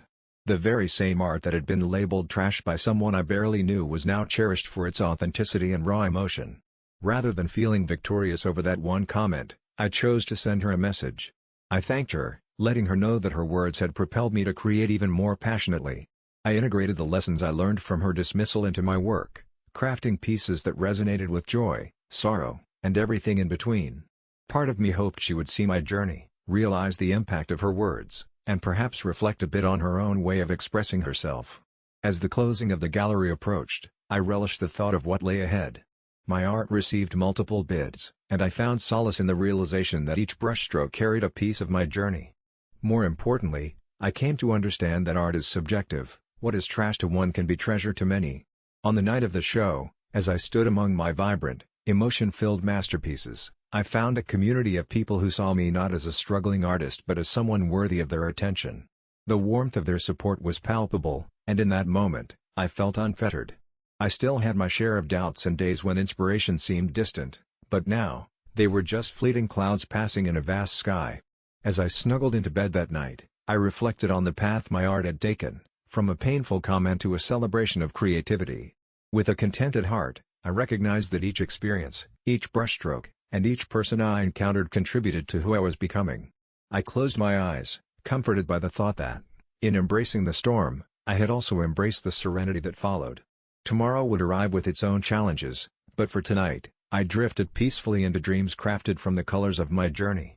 In that quiet moment of reflection, I realized that sometimes, the harshest critics can lead us to the most beautiful transformations. We're all just canvases, waiting to be painted with the lessons life offers, and it's up to us to decide which colors we allow to stay. As I sit curled up on my couch with a cup of chamomile tea, the steam rising gently into the dim light of my living room, I find myself reflecting on a whirlwind of emotions that swirled around me just a few weeks ago. The kind of emotions that, at first, felt like chaos but slowly settled into something strangely serene. My name is Lily, and I'm just your average bride-to-be, with a daydreaming heart and a clear vision of the future I hope to build alongside Sam, my fiancé.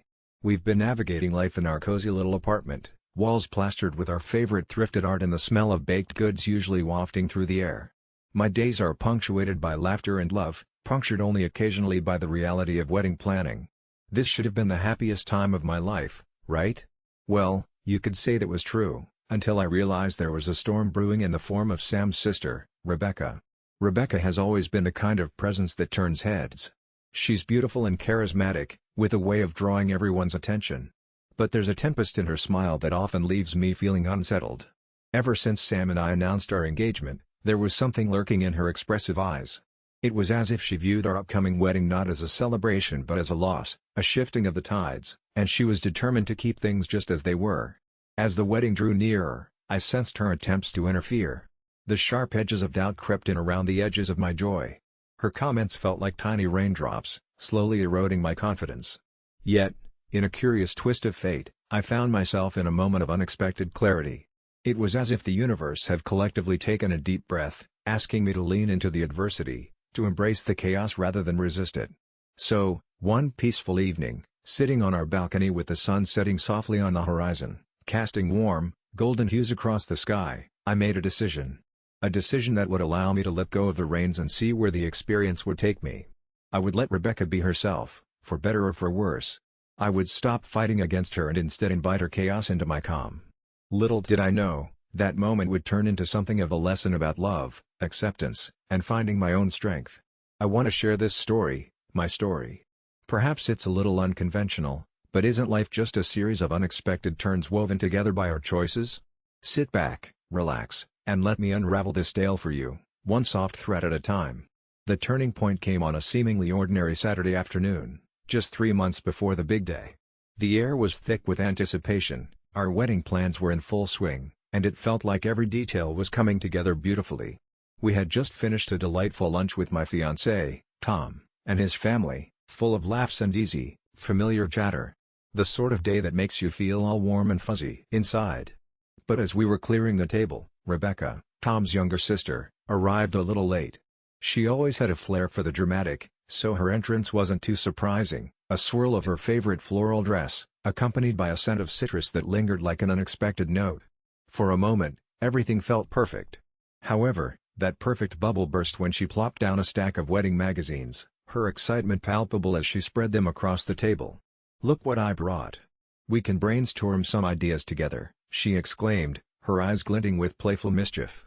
For a fleeting moment, I was thrilled. I'd always dreamt of sharing these moments of planning with my soon-to-be sister-in-law, exchanging tips, and building our own little bond.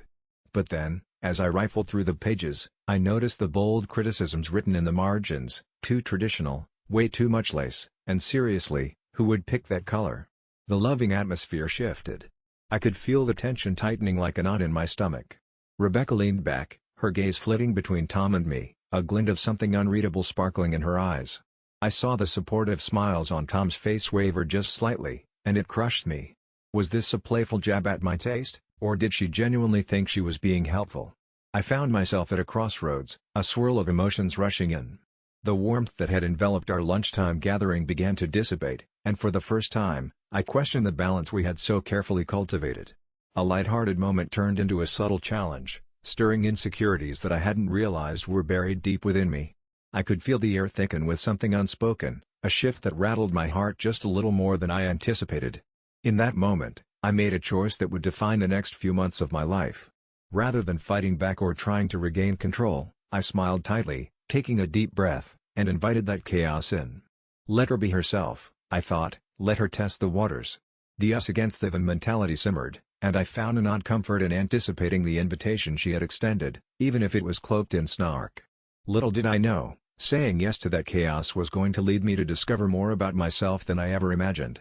As the days turned into weeks, I found myself enveloped in the peculiar rhythm of a wedding planner's life, toggling between mundane tasks and the dizzying excitement of a future that felt so close yet still distant. I would sift through a kaleidoscope of colors and textures, imagining how our day would look, how it would feel, an encapsulation of a love that had blossomed in the simplest of moments. I took great joy in choosing flowers, tasting cakes, and planning the seating chart. But through all the hustle, I couldn't shake off the echo of my fiancé's sister, Lily, like a ghost just beyond the edge of my periphery.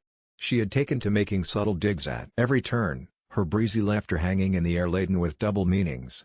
"Oh, you're going with white napkins? How quaint," she'd say, as though the color was a crippling choice. I would let the words wash over me as I smiled back, busying myself with floral arrangements, needing to convince myself that they didn't matter, that my happiness wasn't hinged on her approval. But still, her remarks sat in the back of my mind like a weight pressing down. Gradually, I noticed how the anticipation of our upcoming wedding shifted from joyous bliss to a hesitant dance around pitfalls. Each day felt like I was treading an invisible line, one step into bliss, and Lily's barbs would appear like shifting shadows. I'd catch glimpses of my reflection in store windows as I ran errands, my face revealing a cocktail of emotions I hadn't anticipated, a faint smile, but beneath it, a quiver of resolve mixed with a tinge of vulnerability. Was I enough to stand tall against her quiet turbulence? I joined my fiancé in nightly planning sessions, but I found myself becoming more of a spectator, hesitating in moments that would normally feel electric. I wondered if I'd be able to wear my confidence as easily as I wore the simple pearl earrings or the rings on my fingers. I noticed how the energy shifted in our conversations. I would quietly recount my day, careful to avoid mentioning Lily's latest jab. Deep down, I feared bringing it up would only feed an already bubbling turmoil between us, the unspoken worry that she saw me as a rival for his family's affection. But the chaos I invited had an unexpected layer of introspection. I began journaling, a habit I had long abandoned, pouring my thoughts onto pages, finding solace in ink as I shoved the doubt from my chest. Writing became my sanctuary, where I could unpack the knot of emotions Lily stirred within me. I would meditate on her words, doing my best to untangle the insecurities that crept into my heart. Was I really just good enough? Did I really fit into their world? Every time I would catch my fiancé looking at me with those comforting eyes, a part of me still lingered in uncertainty. I would wrap him in an embrace, reminding myself that this was our moment. I yearned to shield our love from the whispers of doubt that seemed to follow in Lily's wake, yet became more resolute in navigating this uncharted emotional territory. Perhaps this wasn't just about her. It was about me learning how to stand tall, to appreciate my worth tightly sewn within the fabric of our shared life.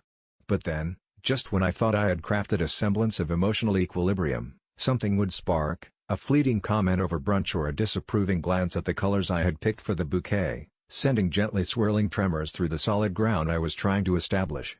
I couldn't help but let the soft waves of doubt wash over me, resonating like distant thunder that seemed to match my sometimes tumultuous heart. In choosing to embrace this chaos, to allow her to be herself, I discovered that the real confrontation wasn't with Lily at all, but with the parts of myself that had once felt more like shackles than armor. And slowly, almost imperceptibly, I began to see her not just as an adversary, but a mirror, reflective of my own struggles. Maybe my journey was about finding quiet strength within myself, quietly unearthing the ferocity of my spirit while ensuring that our love would stand resilient, despite the trials still ahead. As I sit here, letting my thoughts meander like a gentle stream through a sun-dappled forest, I can't help but feel an undeniable sense of release. Looking back on everything that transpired with Lily, I find myself drawn to a deeper understanding, not just about our frayed relationship, but about who I am, and who I want to be moving forward. In moments of turmoil, it's easy to get swept up in feelings of anger and betrayal. I had envisioned this wedding as a flawless tapestry of joy, a shining beacon of love celebrated among friends and family. But sometimes, when life shuffles the cards unexpectedly, we're left to reevaluate our priorities. I realized that while I initially perceived Lily's sabotage attempts as a threat to my happiness, they eventually turned into a strange catalyst for self-discovery.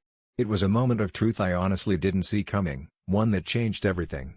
By allowing her to act as she did, I was, in fact, creating space for something far more meaningful. I was learning the art of vulnerability.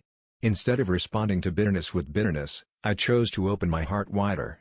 I found myself inserting compassion into the gaps where frustration wanted to thrive. Lily was just a woman, flawed, uncertain, much like myself. If I could see her struggles, perhaps I could learn to forgive not only her but also the less graceful parts of myself. With this new perspective, the picture of my wedding day morphed into something much grander, something resembling resilience rather than perfection. I could envision love stronger than any last-minute drama or misguided intentions. In embracing all of this, I wasn't simply paving a path to my wedding, I was forging a deeper connection with my fiancé, learning to navigate the intricacies of family dynamics together, side by side, hand in hand. The irony, though, is that perhaps it was precisely this turbulence that solidified my bond with my fiancé even more.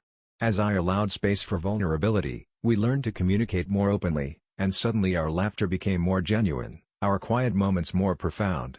I came to understand that love isn't a smooth ride, it's more like a dance where sometimes you stumble but find your rhythm again, even if you're stepping on toes along the way. So here I am, breathing out all those swirling doubts. I can see now that I am stronger than I ever thought, and that I have the power to respond with grace and empathy, rather than react from a place of hurt.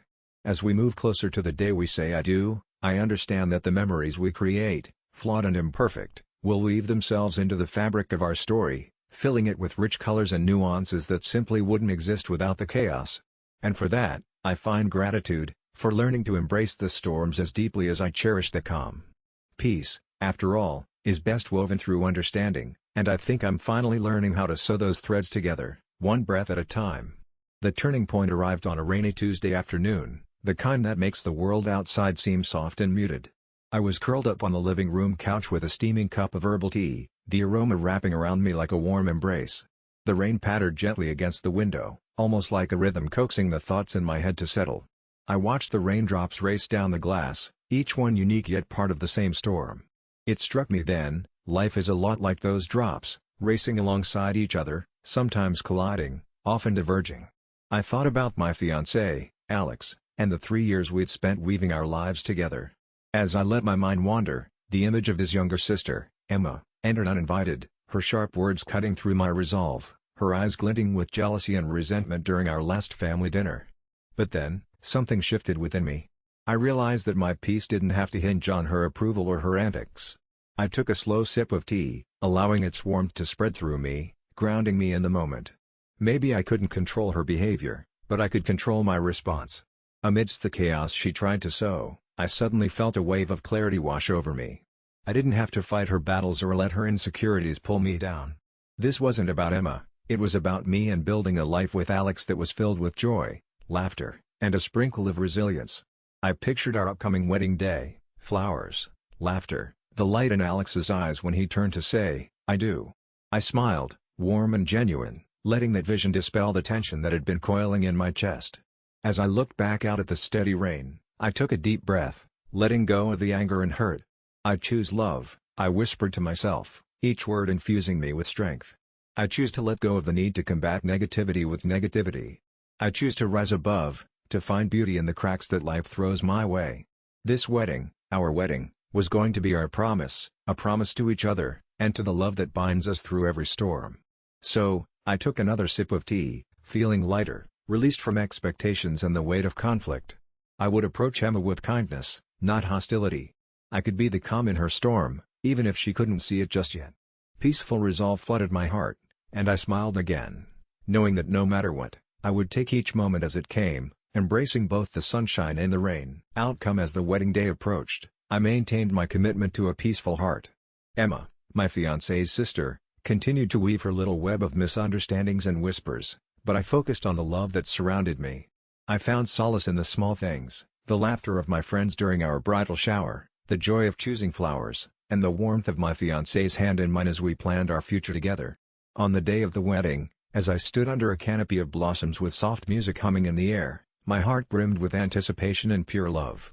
Emma was there, and for the first time, I noticed the exhaustion etched on her face. The subtle way her smile faltered, revealing her own layers of struggle. It dawned on me that perhaps, in her attempts to resist the happiness she felt slipping away, she had only pushed further into her own shadows. As I walked down that aisle, I caught her eye. For a moment, time paused, and I felt an ache of compassion for her. I whispered a silent promise to extend my love to her, not because she warranted it, but because it was the only way I knew how to truly honor this beautiful moment. During the vows, as I held my fiancé's gaze, Emma's tension seemed to dissolve. It was as if my own commitment to love somehow began to ease her burden. After we exchanged rings and the sweet words were spoken, something unexpected happened. Emma approached me, her cheeks flushed, eyes shimmering with unshed tears. "I'm sorry," she said softly, a crack in her armor. "I didn't mean to intrude. I just wanted to protect him." In that serene moment, I understood. We were all just trying our best. My heart melted at her vulnerability. I pulled her into an embrace, whispering assurances that love would always find a way to include everyone who sought it. Our wedding wasn't just a union of two souls, it somehow became a bridge between the conflicts and misunderstandings festering in the corners of our lives. Emma stepped back, her demeanor changed, a lightness replaced the heaviness, and from that moment, I felt the air shift, as if a new path had opened before us. Months passed, filled with laughter shared at family gatherings and budding friendships. Emma and I began to carve a space for honesty with each other, and while we weren't best friends, there was an unspoken agreement to respect and understand our different journeys. Each time I caught her glance across the room, there was a newfound warmth, a silent acknowledgement that we had allowed love to intercede in a place where doubt and jealousy had previously festered. Looking back, I realized that letting go of anger had sparked more than just openness, it had sown the seeds of empathy in the cracks of our relationships.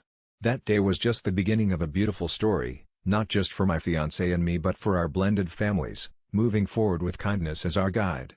And in the quiet moments before sleep, I often remember that day by the flower-laden altar, wishing that every person finding themselves amid storms could also choose love, finding beauty in life's little moments, healing through connection. In the end, I learned that sometimes, the very things that try to tear us apart can lead us to the most unexpected and beautiful reconciliations. It's in these gentle choices of love and understanding that we truly begin to heal, one moment at a time.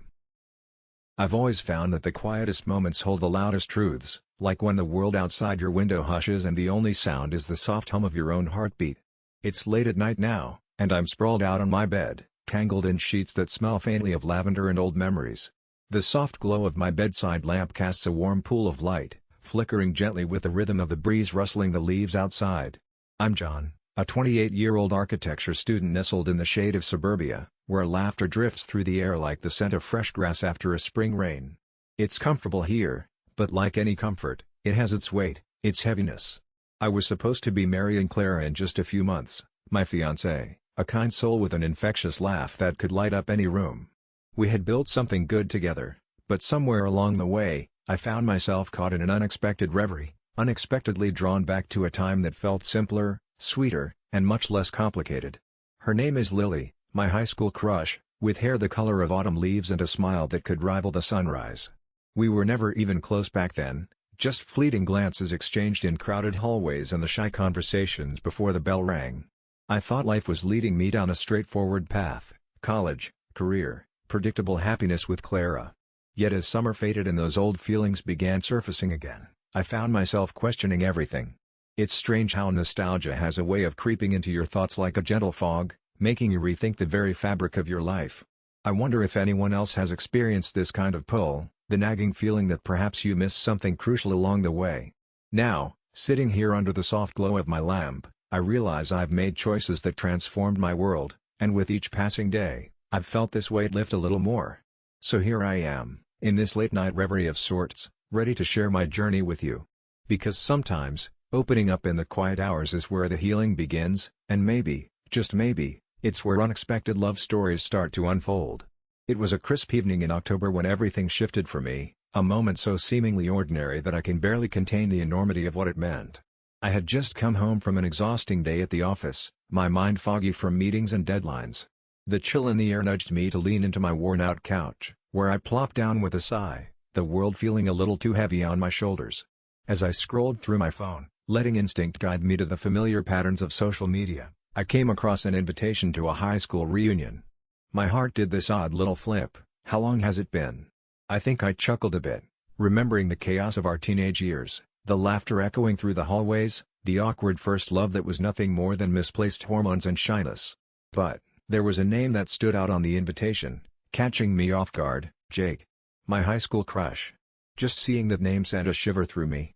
I hadn't thought about him in years, in fact, I couldn't remember the last time he had crossed my mind, tucked away in a folder marked nostalgia. I blinked at my screen, the room quiet except for the soft hum of the radiator. My fiancé, Mike, was in the kitchen, the clatter of pots and pans punctuating the silence. He was cooking dinner, always the thoughtful one, always wanting to take care of things.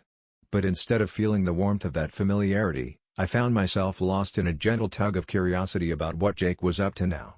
The thought lingered like a whisper. What would he be like? Did he change as much as I did? Did he remember that shy smile I once flashed him in the hall after he helped me with a particularly difficult math problem? The memories rolled in as though they'd been waiting for me to unearth them. There we were, two awkward teens sharing a laugh over a shared love of music, our dreams barely outweighing the insecurities we wore like backpacks stuffed with expectations. Just then, Mike called me to the table. The warmth of the food, the brightness of the candlelight, it felt so safe, so comfortable. But as I pushed the food around my plate, an unshakable pit formed in my stomach. Here I was, preparing to build a life with someone I cared about, yet my mind spiraled back to a time when my heart raced over someone else, someone I had long considered just a fleeting chapter in my life. This should have been a moment of comfort, yet my thoughts twisted, pulling me back into the past. That night, as I laid in bed beside Mike, I couldn't shake the feeling that my heart was straddling two worlds, the one I had chosen and the one I had left behind. Jake was just a name, just a memory, but the emotions tickled the corners of my heart like the autumn breeze rustling the leaves outside. I closure on that, If we ever truly close our hearts to someone who once made us feel alive. And just like that, from a simple invitation and wayward thoughts, my reality began to shift. Little did I know, it wouldn't be long before I had to confront the echoes of my past and the choices that lay ahead. That gentle tug in my heart began to weave itself into something much more complex, resonating with a truth I never expected to encounter so deeply. As the days turned into weeks, the softness of those autumn evenings wrapped themselves around my thoughts. I found myself lost in a world crafted from moments spent in quiet anticipation, moments that were heavy with what-ifs and might-have-beens. Mike, ever the steady presence, would often light up a room with his laughter, but even his warmth couldn't thaw the icy tendrils of nostalgia that snaked around my heart. It started innocently enough. A message from Jake on social media, just a check-in, something to bridge the gap between our lives separated by years. His words were bright, full of the promise of shared memories. Each notification felt like an ember sparking in my chest, igniting the fading glow of feelings I thought I had buried. I'd respond casually at first, keeping the tone light. But beneath my placid responses lay a growing tension, a swell of emotions I had tried so hard to quell. Every time I saw Jake's typing, my pulse quickened. I'd sit there, my heart racing in tandem with a mind flooded with memories, the shared laughter in the school hallways, stolen glances across crowded classrooms, and that dizzying rush of first love. Those moments played like a movie reel in my head, vibrant and bittersweet, as I compared them to my present. I began to wonder if Mike's laughter had replaced the melody of something deeper, something that tugged on my spirit with a gentler, yet persistent lure. I found myself drifting during dinner, my gazes wandering to empty spaces at the table. Mike's stories grew more animated, his eyes sparkling with enthusiasm, but all I could think about was the way my heart beat when Jake looked at me, like I was the only person in his world. The more I compared them, the more bitter my guilt turned. Mike deserved someone who was fully present, someone whose heart was unburdened by the past. But the shadow of Jake was an ever-growing silhouette in the back of my mind. Gradually, I began to withdraw into my own thoughts. Mornings became muted, each cup of coffee felt less invigorating, more like a ritual drawing me into a trance of reflection. I'd scroll through old photographs, laughing at our goofy poses and those candid moments of pure joy. I cherished those photographs as much as I feared them. They held the power to unearth buried feelings I had kept locked away. I spent quiet afternoons replaying our conversations in my mind, wondering what he was doing. Did he still think of me? Did I ever even cross his mind, or was I merely a patchwork piece in the tapestry of his life? My interactions with Mike started to feel like echoes of something real, but shadowed in confusion. We'd go out, the two of us, but laughter sometimes felt forced, like I was performing a role in a play where I'd misplaced my lines. Mike's sweet gestures poured warmth over me like a comforting blanket, but my heart craved the adventurous thrill that Jake had once brought into my life, like we were characters in a teenage movie, slamming doors and shouting our feelings out into the night. After one particularly quiet dinner where Mike casually mentioned starting to plan a future together, a wave hit me hard. The gravity of that moment felt like an anchor, pulling me under into a sea of uncertainty. This was real. But so was Jake. And as dread clutched my chest, my heart recognized a truth I had begun to murmur to myself in the late hours of the night: I couldn't have both. Perhaps it was in those still, frantic moments of realization that I knew I needed to face this, decide which path to embrace, knowing very well the love I had built with Mike and the heart I had once laid bare with Jake. I had to tread carefully, figuring out the most gentle way to unwrap myself from my current life without causing deep cuts. My thoughts spun like a web, delicate yet tangled, holding the memories of a simpler time close while I ventured further into the present, hanging in the balance of my choices. Could I allow myself to be honest about this persistent whisper of longing? As autumn's chill settled deeper into the air, I took a deep breath, feeling the cusp of change on the horizon. It felt daunting yet strangely peaceful, like stepping on a pathway lined with fallen leaves, unsure of where it would lead but certain it was time to journey onward. Reflection: it's a strange thing, this journey of the heart. I used to think love was a straight line, neat and well planned, like a blueprint in the hands of an architect. But here I was, engulfed in a swirling mist of emotions and revelations that highlighted the jagged edges of my existence. I realized now how I had spent so long trying to fit the mold that society or my own expectations had set for me. I focused on the right choices, all too often neglecting what my heart truly yearned for. As I pondered my decision about Mike and Jake, I noticed something unsettling yet enlightening about myself. My devotion to pleasing others had often come at the expense of my own happiness. I saw it clearly now, like a light illuminating the room where I had been fumbling around in the dark. I had built this life with Mike, and it was beautiful in its own right, yet I couldn't shake the feeling that parts of it weren't fully mine. It felt like walking slightly off the path during a nature hike, admiring the scenery but knowing I'd never quite reach the summit. When I thought of Jake, it resonated with nostalgia, but oddly enough, it wasn't just about him. It was about the person I once was, free, curious, and unabashedly in love with the thrill of new experiences. I remembered what it felt like to chase butterflies and daydream about the possibilities without questioning their validity. That innocence was something I had lost in the pursuit of stability and predictability. I could see, clearer than ever, the importance of choosing to embrace the chaotic beauty of life instead of shying away from it. Sure, the idea of leaving behind something familiar is terrifying, but I understood now that staying in a comfort zone at all costs meant sacrificing a piece of myself, my authenticity, my joy. And it dawned on me that love, in its purest form, should not just be a refuge but a wild, passionate journey that expands our souls. The more I reflected, the more I realized that stepping into uncertainty with honesty was not just a risk, it was a courageous act of love for myself and for whoever else might share my life in the future. I didn't want to be haunted by what-ifs anymore. I wanted to treat my heart like the precious compass it was meant to be, guiding me toward deep connections rather than away from them. And so, as autumn leaves twirled around me in the brisk air, I embraced the notion of letting go. With an open heart, I felt a warmth surge within, the kind that whispers, "You are worthy of the love that makes you feel alive." I could finally see that sometimes, leaving something behind wasn't about abandoning ship, it was about setting sail toward uncharted waters where I could find the freedom and the love I had so longed for. The shift was liberating. I dared to dream again. And for the first time in years, I felt like I was stepping into my own story, one that would be narrated by my choices, not by fear. It was a simple moment, really. The kind that often slips by unnoticed in the grand scheme of things. I stood in my kitchen, the amber glow of the late afternoon sun spilling through the window like liquid honey. I had just finished washing the dishes, and there was a warmth in the air, both from the sun's gentle embrace and the sense that change was, at long last, settling in my bones. I paused for a moment, leaning against the countertop, a towel draped over my shoulder. My phone buzzed on the table, a reminder of the life I had been living. My fiancé's name lit up the screen. A picture of us at a birthday party, both of us laughing, but now it felt like an echo of someone else's life. I picked it up, turning it over in my hands, feeling the weight of what it represented. I took a deep breath, and a rush of clarity washed over me. Suddenly, I wasn't filled with the anxiety of what he would think or how he would react if I chose a different path. Instead, I felt grounded, firmly rooted in the knowledge that I deserved to seek out my own happiness, that it was okay to prioritize my heart.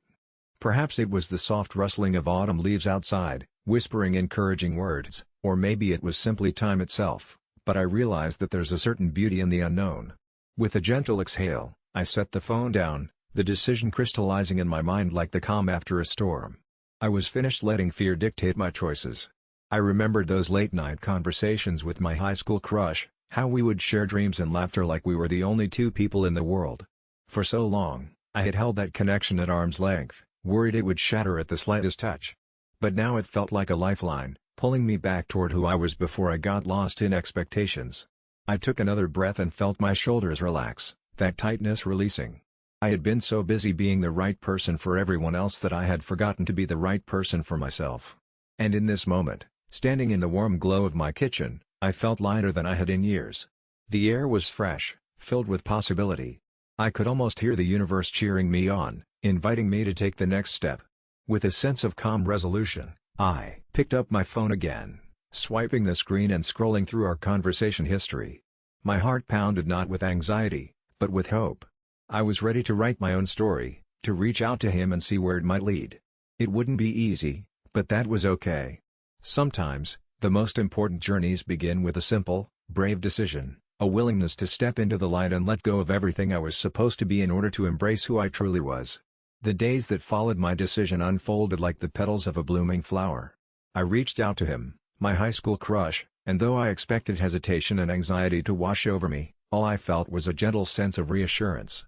We talked on the phone for hours that night, reminiscing about those carefree, sunlit days of youth. His laughter, warm and familiar, felt like an embrace I hadn't realized I needed. In sharing our lives, aspirations, and regrets, we found a rhythm that was both nostalgic and enchanting. The following weeks were a blend of nervous excitement and quiet reflection. I spent time with him, savoring the moments and allowing them to wash over me like a soothing tide. With each shared joke and sidelong glance, I felt pieces of my old self, the one I thought I had lost, returning. It was as if I had been wandering through an echoing hall of mirrors for years, and finally, someone had turned on the light. I knew my breakup with my fiancé had ripples beyond just my heart. It wasn't an easy path, there were conversations and tears, including moments of regret when I saw the disappointment in his eyes. But underneath that heartache lay an undeniable truth: I was no longer living in shadows or chasing ideals that weren't mine. I was learning what it meant to choose myself and to honor my heart's desires. My relationship with him developed slowly, grounded in friendship but blooming with the intensity of something deeper. We took our time, exploring our city, coffee shops, art galleries, even quiet walks in the park under the kaleidoscope of fall leaves. Each experience felt richer, colored by our shared history and the thrill of new beginnings. As the season changed, so did my heart. I realized I had been holding my breath for so long, but now I could finally exhale. Standing on a bridge one crisp afternoon, I turned to him, feeling the steady pulse of my own heart. I confessed my fears and dreams, and to my utter amazement, he listened with patient understanding, matching my vulnerability with his own. Still, deep down, I knew that life wasn't merely about romance. It was about rediscovery and growth, about learning to stand tall and trust the universe to catch me when I stumbled. My heart, once confined by expectations, was now free to dance to its own tune. And so, with time, I found contentment, not the kind that can be pinned down or easily defined, but a gentle, enduring peace that enveloped me like a soft quilt. While my life was different than I had imagined just a year ago, it was undeniably richer. I knew I had made choices that were true to me, and in doing so, I had drawn joy into my world. As I lay in bed each night, reflecting on my journey, I understood that life would always have its complexities. But following my heart had brought me back to myself, and often, that was the greatest love story of all. And in those quiet moments before sleep, I realized that sometimes the bravest thing we can do is follow that whisper of our heart, for it is in the pursuit of our truest selves that we discover the love that was waiting all along. It's one of those quiet nights where the world outside is a soft hum, and the only thing you hear is the gentle rustle of leaves dancing in the breeze. I've wrapped myself in the warm comfort of my blanket, the weight of the day settling in my bones, and I find myself wanting to share a part of my life that feels both heavy and oddly liberating. So, here I am, sitting with a cup of chamomile in hand, the calming scent wrapping around me like a hug, ready to spill some secrets. My name is Jake, and I suppose I'm just an ordinary 32-year-old navigating the winding paths of this thing we call life. Picture a modest apartment filled with books that have pages worn from late-night musings, plants that seem to thrive on the love I pour into them, and a guitar silently resting in the corner, waiting for those rare moments of inspiration. I've always been the introspective one in my family, the dreamer tangled in thoughts, while my parents, ever practical, made sure life was grounded in solid plans and expectations. You see, in my family, love was often expressed with conditions, a factoring in of what you could achieve rather than who you were. My parents had a clear vision of my future, one that involved their guiding hands meticulously molding me into a version of success that fit their dreams, not necessarily mine. It was their way of showing love, I guess. Every milestone reached came with their quiet nod of approval, but inside, I felt like a marionette, strings tugged at every turn. As time passed, I found myself nurturing an almost resentful bloom within me, growing alongside an undeniable urge to break free. After they passed away, their departure like two candles extinguished in the same breath, a difficult inheritance awaited me.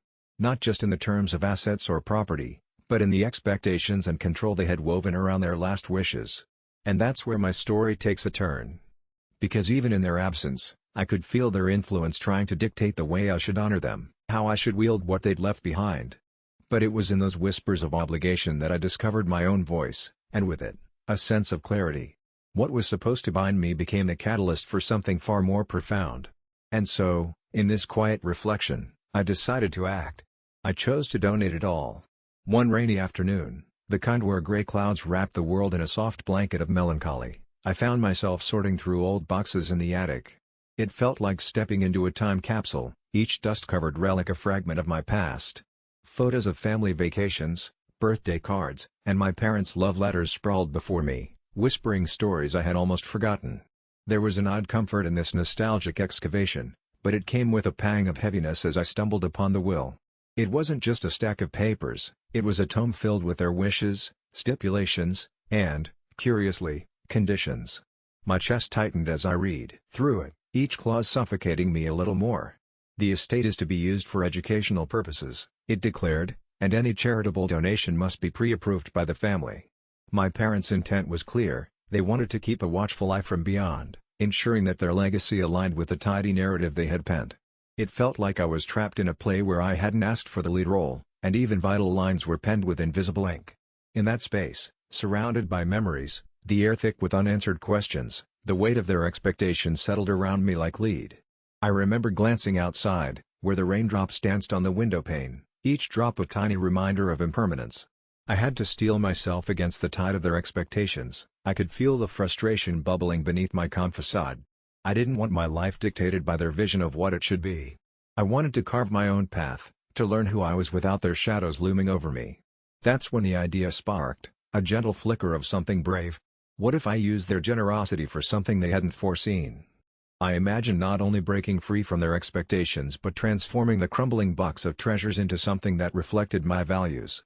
Perhaps their intentions would not be forgotten, but rather, turned outward, reaching those in need far beyond the confines of our family narrative. It was a small thought that began to bloom in that moment, nestled among the dust and nostalgia, a simple, liberating notion that became my guiding light amidst the weight of my inheritance. I still remember that afternoon. The clouds began to part, and the rain softened, just as my heart began to open. I felt the stirrings of resolve, and for the first time in a long while, I could see a glimpse of a brighter horizon ahead of me. As that thought took root, I began to wrestle with the impact of my decision. The days turned into a gentle unraveling of everything I thought I should be, igniting a soft transformation in my daily routine. Mornings that had once felt heavy with obligation slowly shifted into something lighter. I would wake up, walk through the dimly lit house echoing with the shadows of their expectations, but now I walked with purpose. I found myself savoring the tranquil moments. I'd pour myself a cup of tea, watching the steam spiral upwards like my intentions, rising and expanding beyond my parents' dreams. Each time I picked up a family heirloom, it felt less like a chain binding me and more like a compass guiding me. The silver spoons that sparkled from their polished stands began to melt into laughter-filled imaginations of a community meal, where a simple spoon could serve a rich soup to a child eager for warmth. I pictured names, real people, that these pieces could touch. This vision seemed to breathe life into what was once stifling, and I felt lighter with each passing day. But the real escalation came when I broached the subject with my parents. Their faces, initially puzzled, twisted into a complex mixture of disbelief and concern. "You'd donate it all?" My mother's voice trembled like a leaf caught in the breeze. Their anger simmered underneath concern, and I felt the heaviness seep back in. In that moment, their vision of what my life was supposed to be clashed with this new chapter I was trying to write. "Why wouldn't you want to keep it for yourself?" my dad asked, though his eyes showed a flicker of understanding. "It's not just money, it's a legacy." My heart tightened in response. They saw legacy as something to clutch tightly, as if love and honor were measured by tangible wealth. I could feel the weight of disappointment in their voices. It twisted around my resolve, and yet, the vision grew clearer. I spent evenings lost in thought. I began to journal, pouring out my feelings onto the pages, articulating the battle that waged within. It was during those late-night scribbles that I discovered a powerful truth: my identity could weave both threads of love from my ancestry and the compassion I wanted to extend to strangers. It was a delicate dance, but the rhythm began to feel more natural. As this journey unfolded, I shared my dreams with friends, wonderful, beautiful souls who ignited enthusiasm and support. I encountered others who walked similar paths, who turned inheritances into community resources or raised previously unheard voices. Their stories felt like kindling to my flame, sparking warmth as I whispered my intentions into the universe. Amidst this unfolding, however, I realized the toll it took on my relationship with my parents. With each conversation, each fraught Sunday spent in silence, I could feel their disappointment seep into the spaces between us. Their love, while still palpable, was now tinted with melancholy, anticipation, and tempestuous pride. I would catch my mother's eyes clouded with worry, but there was something profound about it all. Watching them grapple with my choices, I began to understand that their love was not merely for what they had given me but for the hopes they had dared to dream. Even in the quiet of the night, I felt a twinge of guilt, as if perhaps I was reshaping their legacy without their permission. Yet, a whisper in my heart reminded me, it's not sacrilege to change the narrative, it's growth. Bit by bit, the anxiety began to twist and morph into gentle acceptance. I could feel the shift within, a lightness that promised me this would be a journey, one that would lead all of us to new horizons. And for the first time, I began to believe that perhaps this act of giving could heal the rift I feared would widen.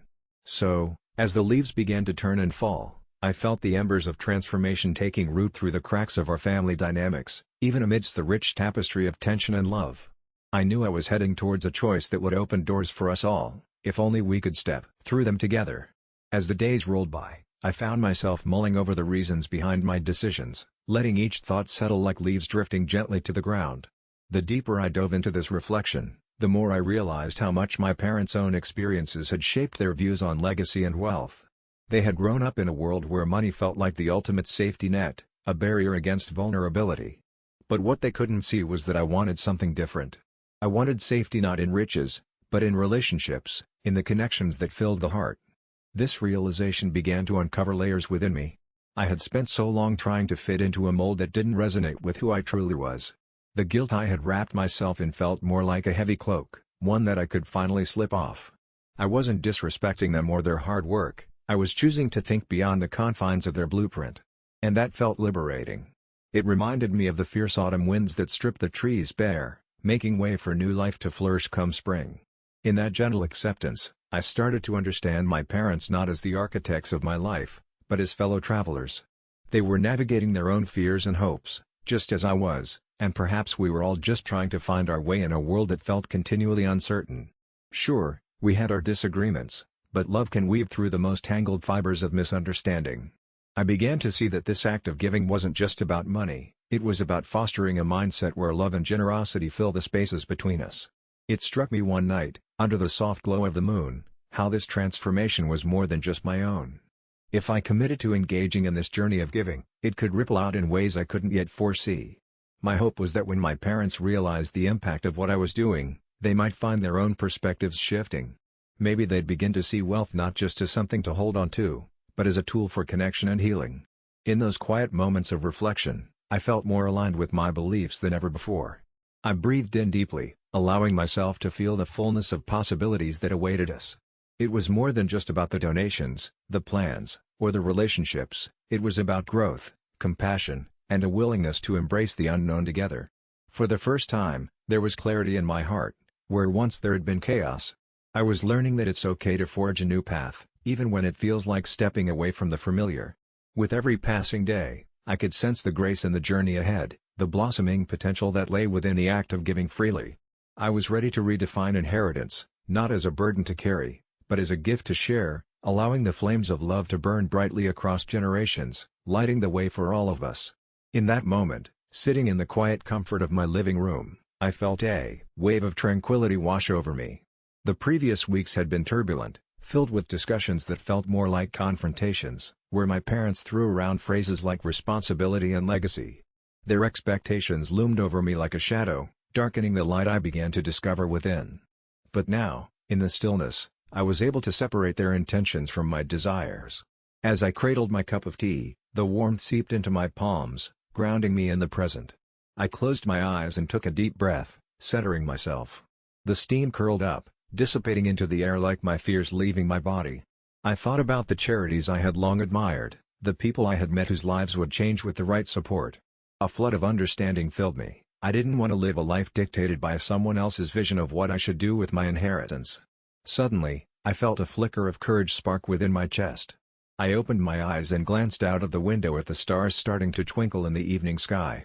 They were like distant friends, reminding me that I was not alone in this journey, that the universe was wide and full of possibilities. I realized that true inheritance wasn't measured in dollars or possessions, it was about impact, kindness, and how I chose to be in the world. With this realization, I inhaled deeply once more, my heart swelling with hope. I would honor my parents by embracing my own path, but I wouldn't become what they wanted me to be. Instead, I would take this wealth, not as a form of control, but as a tool for creating a ripple of positive change. The decision solidified within me, like the last piece of a puzzle sliding effortlessly into place. I envisioned the moment I'd sit down with my parents to share my choice, knowing it would spark a challenging conversation, but feeling at peace with the direction I was heading. What if I dedicated this inheritance to causes that spoke to my heart? What if I reached out to those in need and helped them find their own brighter tomorrows? As the warmth of the tea settled, I felt lighter, as if a weight I hadn't even realized I was carrying had been lifted. This wasn't just about money, this was about living authentically. I wanted to weave empathy and love into the fabric of my life, and I was ready to begin. With a newfound sense of clarity, I smiled softly to myself, knowing that I was stepping into my own light, ready to share that warmth with the world. And that was the beginning of something truly beautiful. Outcome: as time passed, my decision began to bloom in ways I could never have anticipated. After the initial conversations with my parents, which felt more like an emotional earthquake than a gentle discussion, the dust eventually settled. They wrestled with their disappointment, but, deep down, I sensed they could see the sincerity in my heart. Slowly, they began to shift their perspective. Perhaps they realized that my choice wasn't an act of rebellion but a commitment to a life lived with intention. After I donated my inheritance, I channeled my energy into connecting with various organizations. The first was a local shelter for those experiencing homelessness. The instant I walked through the door, I felt a wave of warmth and vulnerability wash over me. It wasn't just about providing a meal or a place to sleep, it was about conversation and compassion. I listened to stories that pierced my heart, stories of resilience and hope. Each encounter left me feeling fulfilled in a way I never thought possible. With each small project I initiated, be it fundraising drives, community workshops, or simply lending a listening ear, I felt the love I poured into these efforts return to me tenfold. The relationship I forged with the people I met became my newfound inheritance, one rich with laughter, shared hopes, and moments of vulnerability. In their eyes, I found a reflection of my own struggles, and with every interaction, the world felt a little brighter. The bittersweet truth is that my parents remained wary of how I would navigate the uncertainties of the future.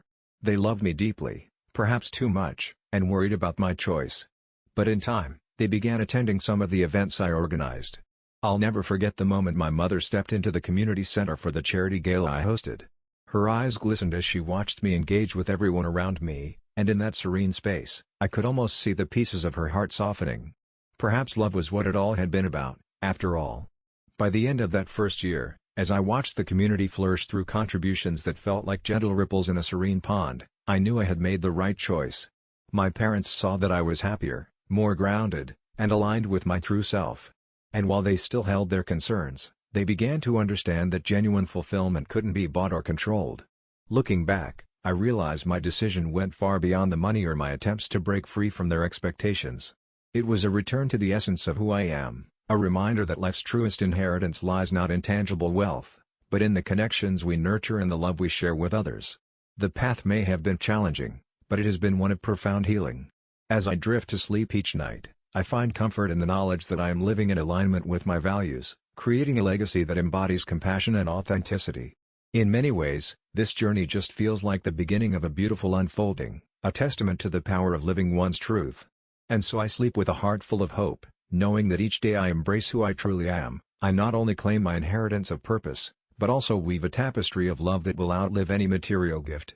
In the end, the greatest treasures aren't in our bank accounts, but in the hearts we've touched along the way. I never thought I'd find myself in a courtroom, much less as the one bringing the case. But life has a way of nudging you down unexpected paths, doesn't it? I often reflect on how everything started so innocently, tucked away in the warm comfort of my little apartment. To the outside world, it looked like a cozy haven, with sunlight streaming through the worn blue curtains, casting playful shadows on the hardwood floor.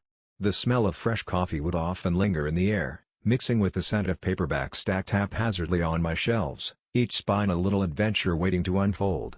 You see, I'm just a regular person, a 30-something who works as a graphic designer by day, with an appreciation for the little things in life, quiet morning walks, the gentle chirping of birds, and the snug embrace of my well-loved couch on rainy afternoons. My neighbors are a mixed bag, each with their own quirks and tales. There's Mr. Henderson, the retired schoolteacher from across the hall, who shares stories about his many misadventures in education. And then there's Sarah, a single mother down the corridor, who brings a smile to my face with her infectious laughter, despite the weight of her responsibilities. But the one person who turned my world upside down was my landlord, Mr. Sharp. At first glance, he seemed like a benign presence, just another face in the background of my daily routine. However, his looming shadow began to darken my once cherished sanctuary. The rumbles of plumbing that echoed through the walls at all hours, the flickering lights that danced like wraiths in the corners of my mind, and the persistent leaks that turned my living room into a mosaic of water stains, These small grievances piled up like snow on an unshoveled path. When I reached out to him, hoping for understanding, the polite emails and handwritten notes seemed to evaporate into thin air. I remember the hushed tones of frustration I shared with Sarah over mugs of tea, our hearts heavy as we traded our grievances in the soft evening light. The thought ran through my mind, should someone really have to fight for a safe and comfortable home? It felt so simple, yet profoundly wrong. Little did I know that my decision to finally push back would take me on a journey of resilience and discovery, one that would make me question not just my rights as a tenant, but also my own courage. As I lay here tonight, reflecting on that turning point, I realize that sometimes, the most ordinary situations can lead us to uncover extraordinary strength within ourselves.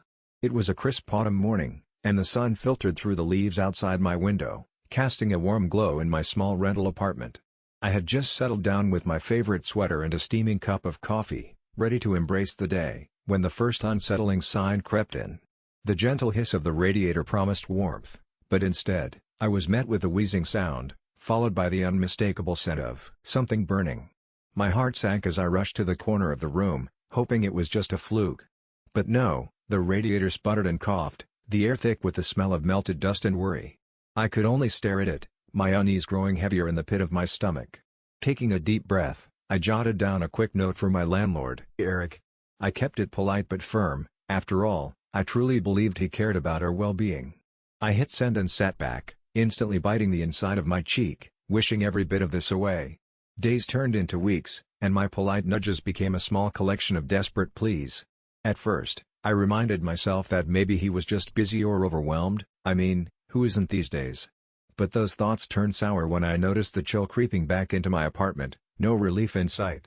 It wasn't just the cold that gnawed at me, it was the feeling of being invisible, of my concerns falling into a deep, unheeding silence. One evening, the weight of it all became too much.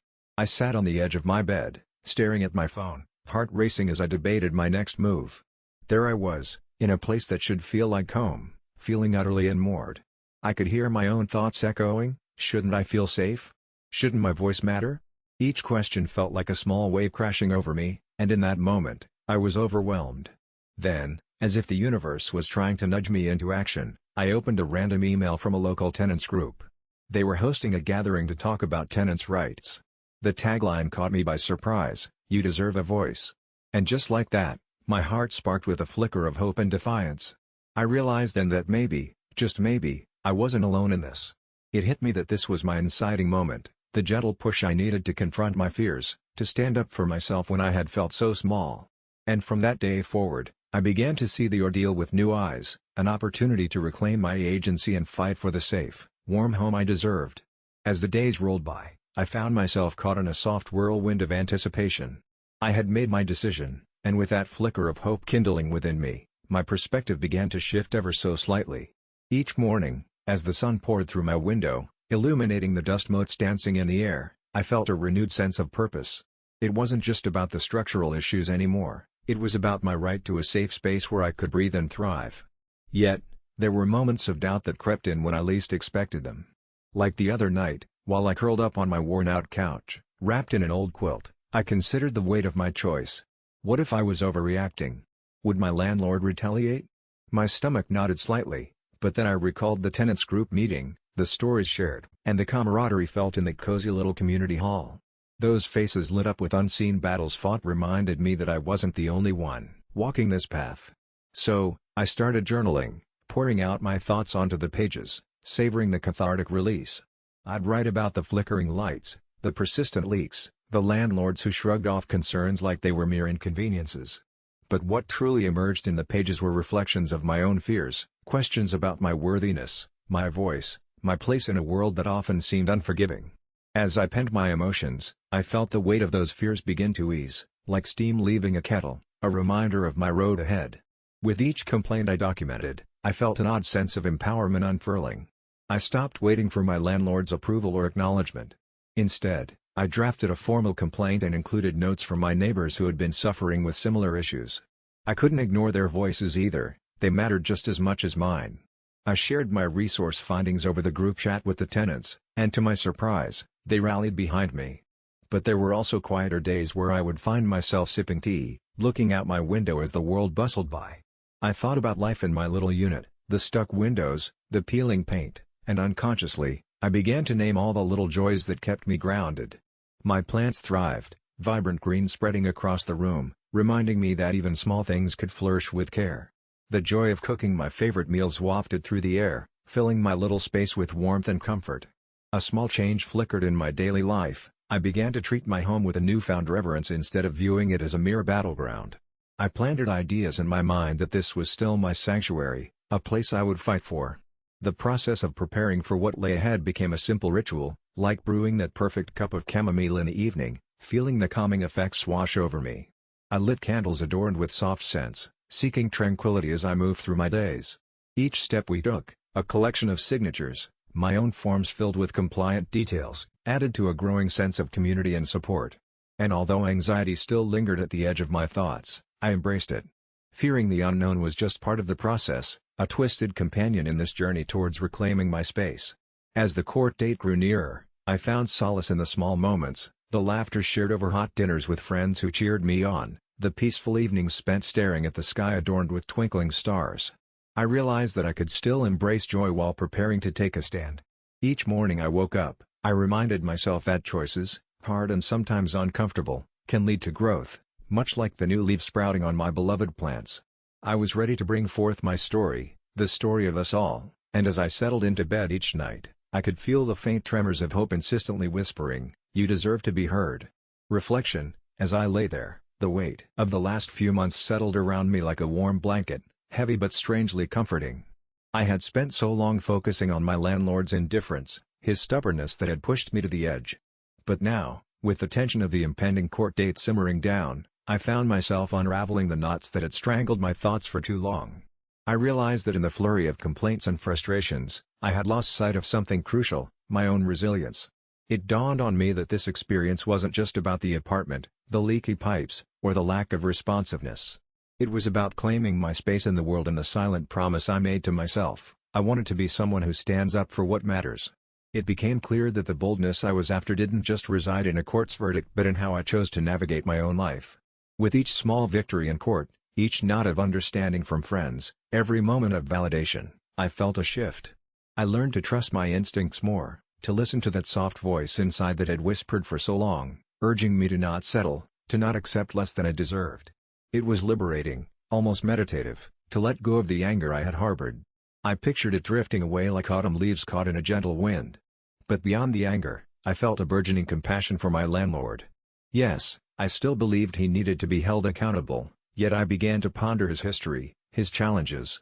Perhaps he, too, was just a product of his circumstances. This shift didn't lessen the impact of his actions on me, rather, it unveiled layers of my own heart. I acknowledged that life is complex, filled with people who are often just trying to survive. I understood now that taking him to court wasn't just about me but also about encouraging those around me to find their voices. I felt connected to something much larger than myself, a community of individuals striving for better. With every word I planned to speak, I hoped to empower others who felt voiceless, whose frustrations simmered beneath the surface. As I closed my eyes, I found peace in that understanding. This journey, once laden with fear and resentment, turned into something unexpectedly beautiful, a path of learning and personal growth. In the quiet of night, I could feel the stirrings of hope amidst the shadows, and oddly enough, I felt gratitude for the challenges faced.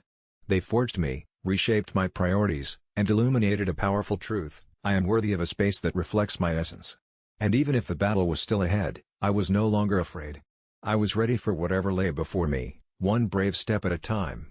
It was the night before my court date when I experienced what I can only describe as my little epiphany.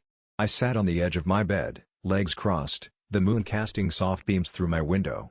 The world outside hummed with life, but inside, I felt an unexpected stillness. My court documents lay sprawled before me, edged in the remnants of my trembling thoughts, fear, insecurity, and a lingering bitterness toward my landlord. But amidst that swirl of emotions, something shifted. It was like suddenly finding a flicker of warmth on a cold winter's day. I closed the papers, looked out into the night, and let out a long, slow breath. For the first time in what felt like ages, I realized that this wasn't just about me anymore. It was about all my neighbors, the families affected by broken heaters in January, the quiet tenants living with leaky roofs and crumbling paint. My small voice could carry the echoes of many. In that moment of clarity, I understood that the journey I'd embarked on was deeper than just a legal dispute. It was about reclaiming my dignity and stepping into a space of empowerment, not just for myself, but for everyone who had ever felt overlooked and unheard. I could do this. I wasn't just a tenant begging for better conditions, I was a part of a community, each of us deserving of respect and care. A smile crept across my face as I imagined speaking in court, not with bitterness, but with resolve. I wouldn't just be airing my grievances, I would be shedding light on a larger issue, one that went beyond my little apartment. I thought about those neighbors I'd heard whispering their own frustrations after long days, people I had seen before but had never really met. I felt a sense of camaraderie blossom in my heart. I picked up a pen and began jotting down my thoughts. Each word felt like a tiny release, a weight lifted from my shoulders. Hope wafted through the space like the scent of fresh brewed coffee in the morning. I could see it clearly now, my story was not just mine, it belonged to a tapestry of experiences, each thread woven by voices yearning for justice, respect, and care. That night, I didn't just prepare for a court date, I crafted a narrative that felt like the first breath of spring, a testament to resilience, a reminder that I no longer stood alone. In the quiet of my room, I promised myself that whatever happened the next day, I would embrace it with open arms. I would walk into that courtroom not as a victim, but as an advocate for change. And as I finally tucked myself in for the night, a soothing sense of calm enveloped me. I felt light, as if a flower had bloomed in my chest. I was ready to take this step, and I knew I would emerge on the other side, stronger and more vibrant than ever. The day of the court hearing dawned clear and bright, a canvas of blue that stretched on into the horizon. As I sat in the waiting area, the nervous energy that had once overwhelmed me now felt like a gentle hum, a reminder that I was part of something bigger. After all those weeks of silence, this was my moment to speak, a moment for all the tenants silenced by fear. When my name was called, I walked into that small, sterile room with its heavy wooden table and the judge's gavel perched like a silent guardian. My heart raced, but I steadied myself with the thought of those who had come before me and those who would come after. I shared my story truthfully, painting pictures with my words of the struggles I faced, the leaks that seemed to whisper discontent, and the unyielding silence from my landlord. In the end, the judge's ruling felt like a soft breeze lifting the weight from my shoulders. While the outcome was not the grand triumph I had daydreamed about, no dramatic victory dance or the loud applause of the crowd, I did receive a small settlement that, while modest, felt like validation. As I exited the courtroom, there was a sense of relief swirling around me, a peace settling in as I realized that my voice had been heard. In the weeks that followed, I put the settlement towards a fresh start, moving to a new place that felt welcoming, where the landlord prioritized care and comfort over convenience.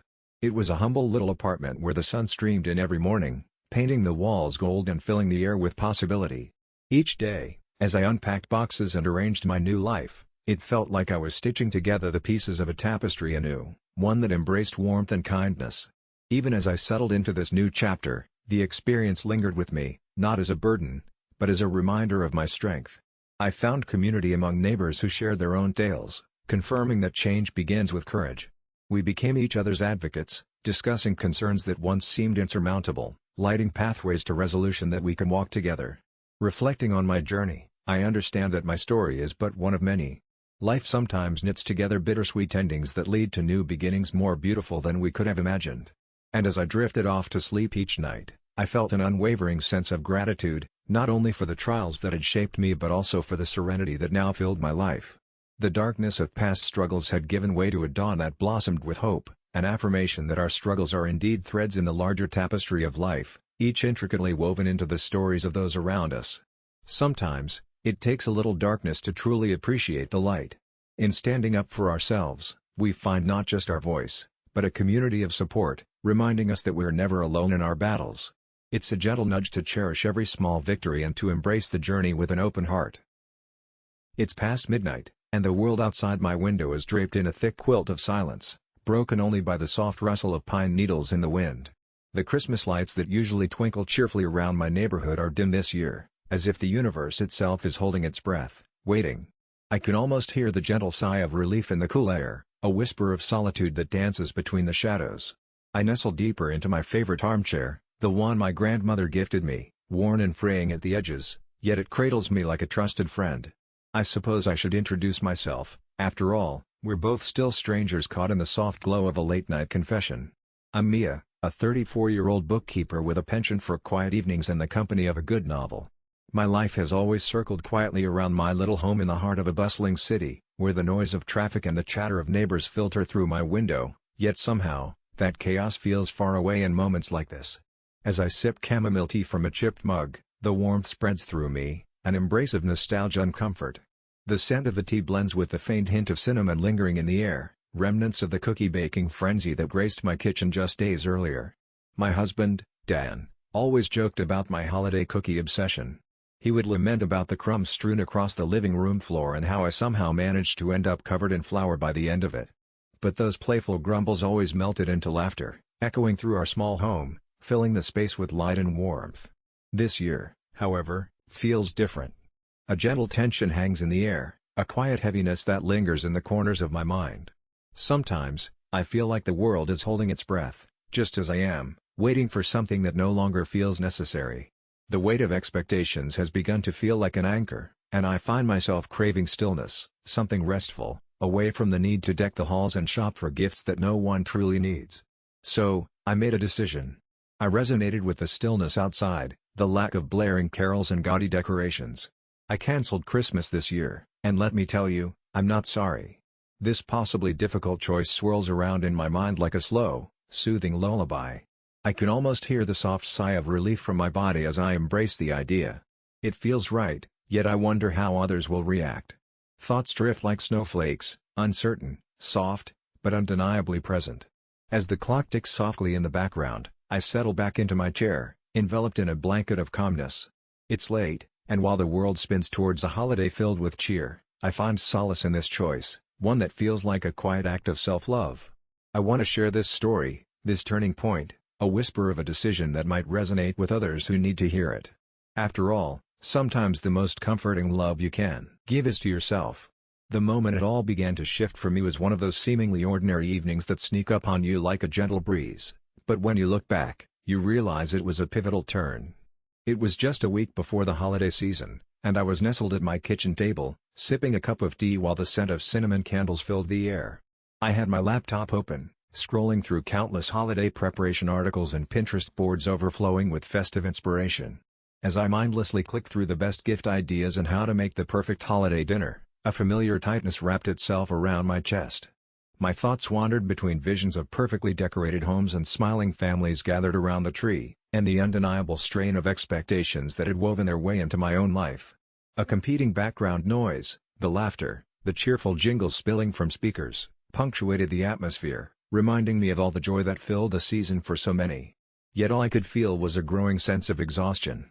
Continue reading through message boards of family gatherings and the heartwarming stories of reunions, I stumbled upon a thread where a user spoke candidly about feeling overwhelmed by the season, about how sometimes the drive to celebrate can drown out the importance of self-care. Their words landed softly yet unmistakably like a quiet snowflake floating to the ground. I paused, letting them settle in. Reflecting on all the traditions I felt obliged to uphold, the decorations, the gift exchanges, the endless social obligations that had begun to feel more like chore lists than cherished rituals, an unexpected sensation washed over me. I sat back, the weight of my thoughts crashing together like clumsy waves. It struck me all at once, like the first snow of winter, I didn't want this anymore. Not this year. I wanted to breathe, to find peace in the simplicity of the moment rather than the complications that the holiday often brought. It was such a small moment, just a shift in perspective really, yet it felt monumental. I let out a sigh of relief as I made the choice in my heart, slowly, tenderly. What would happen if I simply didn't celebrate Christmas this year? What if I allowed myself a break, a chance to step back from tradition and just exist in the moments that felt right to me? I began picturing a softly lit evening with a book in hand, no obligations looming over me, just peace. The decision was trembling on the edge of my lips as I whispered it to myself, a secret that needed to be nurtured. It felt strangely liberating. And in those still moments, with the rest of the world preparing for joy that I didn't feel within, I said it once more, clearer, I'm canceling Christmas this year. And I'm not sorry. It was simple, yet profoundly freeing, and as I embraced this quiet choice, I began to understand that sometimes the best gift you can give is the one you offer to yourself. As the days turned into weeks, I found myself wandering through the softly glowing streets, each twinkling light twining around my thoughts, yet not once did I feel the familiar tug of longing. Instead, I felt a curious sense of detachment, not from the warmth of the season, but from the pressure that usually enveloped me. It was as if I'd wrapped myself in a cozy blanket, shielding me from the chaos that holiday expectations often wrought. My usual routine shifted gently, like a slow tide warming to the sun. Mornings began to stretch out, languidly inviting me to linger a bit longer with my cup of tea. I would gaze out the window, watching the frost lace the grass, unhurried, and in those moments, I came to appreciate the beauty that lay in simplicity. No frantic gift wrapping, no last-minute shopping sprees filled with equal parts joy and dread. I found a rhythm in solitude that was oddly comforting. One evening, as I curled up with a tattered blanket, a novel resting in my lap, faint laughter wafted from a nearby house. It pierced through my cocoon of calm, bringing with it fond memories of the past. I could almost smell the cookies baking, hear the clinking of glasses lifted in toast. The ghosts of Christmases gone by enveloped me, and for a brief moment, I felt like I was standing on the precipice of something. But then I inhaled deeply, consciously letting that nostalgia wash over me without anchoring me to it. I reasoned with myself, it's okay to reminisce, to appreciate those fond memories without dragging them back into my present. I had chosen to step away not from joy itself, but from the clamor of expectations that sometimes buried it. I felt a quiet pride settling in my heart, an unshakable belief that I could create my own experience, molded by those things I truly cherished. With every passing day, I delved deeper into solitude, that beautiful, soft solitude. My evenings turned into adventures of self-discovery. I spent my nights painting in watercolors, sometimes feeling blissful, other times battling frustration as I tried to capture the colors swirling within me. Each stroke became a whisper of my heart, a reflection of the joy I felt in simply existing. I often wandered to the little cafe on the corner, where the barista greeted me like a long-lost friend. I wasn't a stranger to their patrons, they grew accustomed to seeing me dipping my gaze into novels while sipping a steaming mug of cocoa. And, here's the twist, while they exchanged presents and planned their holiday festivities, I found a deep-seated contentment in watching from the sidelines, sipping my drink, feeling the warmth of their laughter wrap around me like a soft scarf. As Christmas drew nearer, I anticipated a twinge of melancholy, but instead, I discovered an expanding peace. The absence of tradition meant a newfound openness to simply observe. I found tiny joys in unexpected places, a plump cardinal perched on the frosted branches, the soft rustle of wind chimes beyond my window, the sensation of crinkling paper as I remade my own little rituals, creating homemade cards, not for friends, but just for the sake of art. There was freedom in redefining what the holiday meant for me. With each passing day, I felt lighter, as if a weight I hadn't even realized I was carrying was being flaked away bit by bit. I wasn't busy sharing the experience I felt burdened by, I was immersed in what resonated with my very core. I knew this journey wasn't just about a single holiday but rather a kind of quiet revolution, a soft rebellion of the heart against the loudness that often accompanied the celebration. I walked the line between nostalgia and newfound freedom with gratitude, understanding that this choice was a beautiful act of self-love. It left me dancing in the quiet of my own spirit, a gentle reminder that I was not simply canceling Christmas, but thoughtfully redefining it on my own terms. And with that realization, I smiled, grateful to be exactly where I was. Looking back on this holiday season, I realized the clarity I gained isn't just about the absence of tinsel and carols, it's about finding my own rhythm in a world that often moves too fast. It dawned on me that I spent years trying to fit into a narrative that didn't truly reflect who I am or what I truly value. The pressure to celebrate in a certain way, to uphold traditions that felt more like obligations than joys, had suffocated the spark of what the holidays should be, a time to connect with what matters most. In canceling Christmas, I didn't just remove a series of events from my calendar. I peeled back layers of expectation, both from within and from the outside world. I began to understand the importance of honoring my feelings. This realization cultivated a deep sense of freedom I didn't anticipate. I started seeing the people around me differently, too. My friends, family, and even acquaintances, those who I once believed would judge my absence, showed me kindness and understanding I hadn't allowed myself to appreciate. It turns out, many felt the same quiet discontent with the season's frenzy, yet most of us felt caught in a web of obligation. As I spent my days in solitude, I learned that true connection doesn't always require a shared tradition. I reached out to a few loved ones. We shared heart-to-heart conversations, genuine laughter, and even moments of vulnerability that felt refreshing, like putting on a favorite sweater after a long day. This year has shown me that relationships thrive in authenticity, not in performance. Instead of feeling hollow without the customary celebrations, I discovered a new layer of warmth in simple things, a steaming cup of tea, the soft glow of candlelight, and the gentle rustle of a favorite book's pages. The world outside may have been painted with the typical holiday hustle, but in my little sanctuary, I found a richness of spirit I never expected. I learned that it's okay to shatter the mold of expectation. It doesn't mean I don't cherish the memories or traditions of years past. It means I'm creating space for something deeply personal and meaningful to flourish. This isn't just about a single year, it's about embracing the ebb and flow of life as it comes, responding to my heart instead of allowing it to be drowned out by the world's noise. As I sit here reflecting, I feel an ember of hope as I look ahead. This experience taught me to compassionately question what truly matters to me. In letting go, I've gained so much more than I ever anticipated. I've recalibrated my priorities, nudging myself toward a gentle authenticity that I hope to carry forward into the rest of my life. So yes, I canceled Christmas this year, and I'm not sorry. I'm grateful. Grateful for the lesson of rediscovery, for a deepened self-awareness, and for the quiet courage to embrace a holiday, whatever it looks like, that speaks to my soul. And as I drift into sleep tonight, it feels as if I've cleared a path, ready to welcome whatever the future holds, with open arms and an open heart. As I settled into my favorite armchair, the comforting embrace of the fabric cradling me like a gentle hug, I couldn't shake the whirlwind of thoughts racing through my mind. The hum of the world outside faded into a soft background melody, allowing me to finally catch my breath. I closed my eyes, allowing a moment of stillness to wash over me, the kind of stillness that feels almost sacred amidst the chaos. It was during this brief pause that I found clarity, like a light piercing through a dense fog. I'd spent weeks wrestling with the decision I eventually made, a simple yet profound act of letting go. Canceling Christmas, an event laden with expectations and obligations that had transformed over time into a source of anxiety rather than joy. I had managed to bind my happiness to the traditions and pressures placed on me by the season, forgetting the pure delight that spontaneity could bring. And then it dawned on me, this wasn't about shutting the door on joy but rather redefining it. I wasn't losing anything, I was choosing to gain something infinitely more valuable. I envisioned a holiday that didn't revolve around elaborate decorations or a meticulously planned feast. Instead, it could be quiet and gentle, a cozy evening with a well-worn book, the aroma of spiced tea filling the air as it mingled with the soft glow of fairy lights. It was a realization that filled my heart with warmth, a contented sigh escaping my lips as I embraced the idea fully.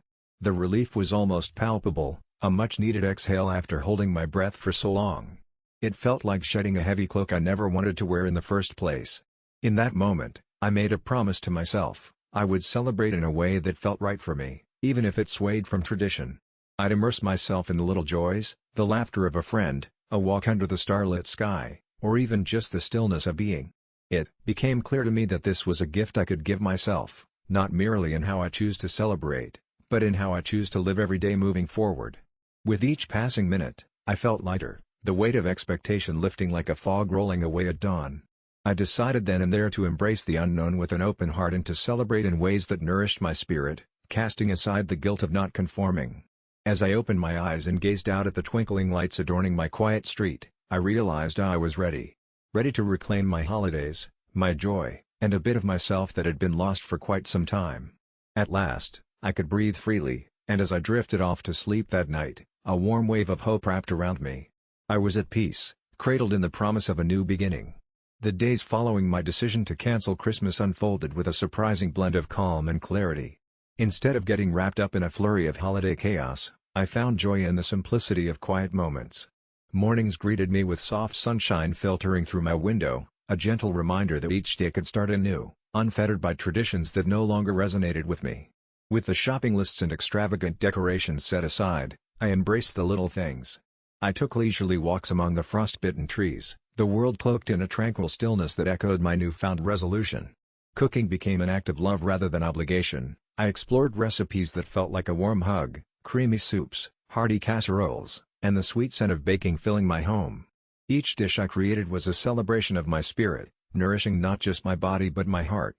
Instead of feeling the pang of loneliness I had feared, I discovered the joy of connection in unexpected ways. I invited a few close friends over for a simple gathering. We shared stories and laughter, a beautiful mosaic of human experience, where our shared presence was the most precious gift of all. No wrapping paper was necessary, the warmth we created together wrapped around us like the coziest of blankets. I learned to write holiday cards not out of obligation, but as expressions of genuine gratitude. Each note became a vessel of love, a token to the people that mattered most in my life. I disabled the notion of gift-giving and instead offered heartfelt words, simple but filled with meaning. Their responses were overwhelmingly positive, many sharing that they, too, felt the burdens of expectation and were inspired to explore celebrating differently. As the season rolled toward its end, I could feel a deep sense of satisfaction wash over me. I had intentionally stepped away from a vigorous whirlwind of holiday activities and embraced a soul-refreshing stillness. I realized this decision wasn't merely about Christmas, it was a declaration of self-acceptance, a gentle reminder that it's okay to carve one's own path. As I sat by my window on the final night of the holiday season, the glow of the streetlights mirrored the flicker of contentment inside me. My heart felt light and grateful, cradled by a deep sense of belonging, not to the holiday alone, but to the world around me, to myself.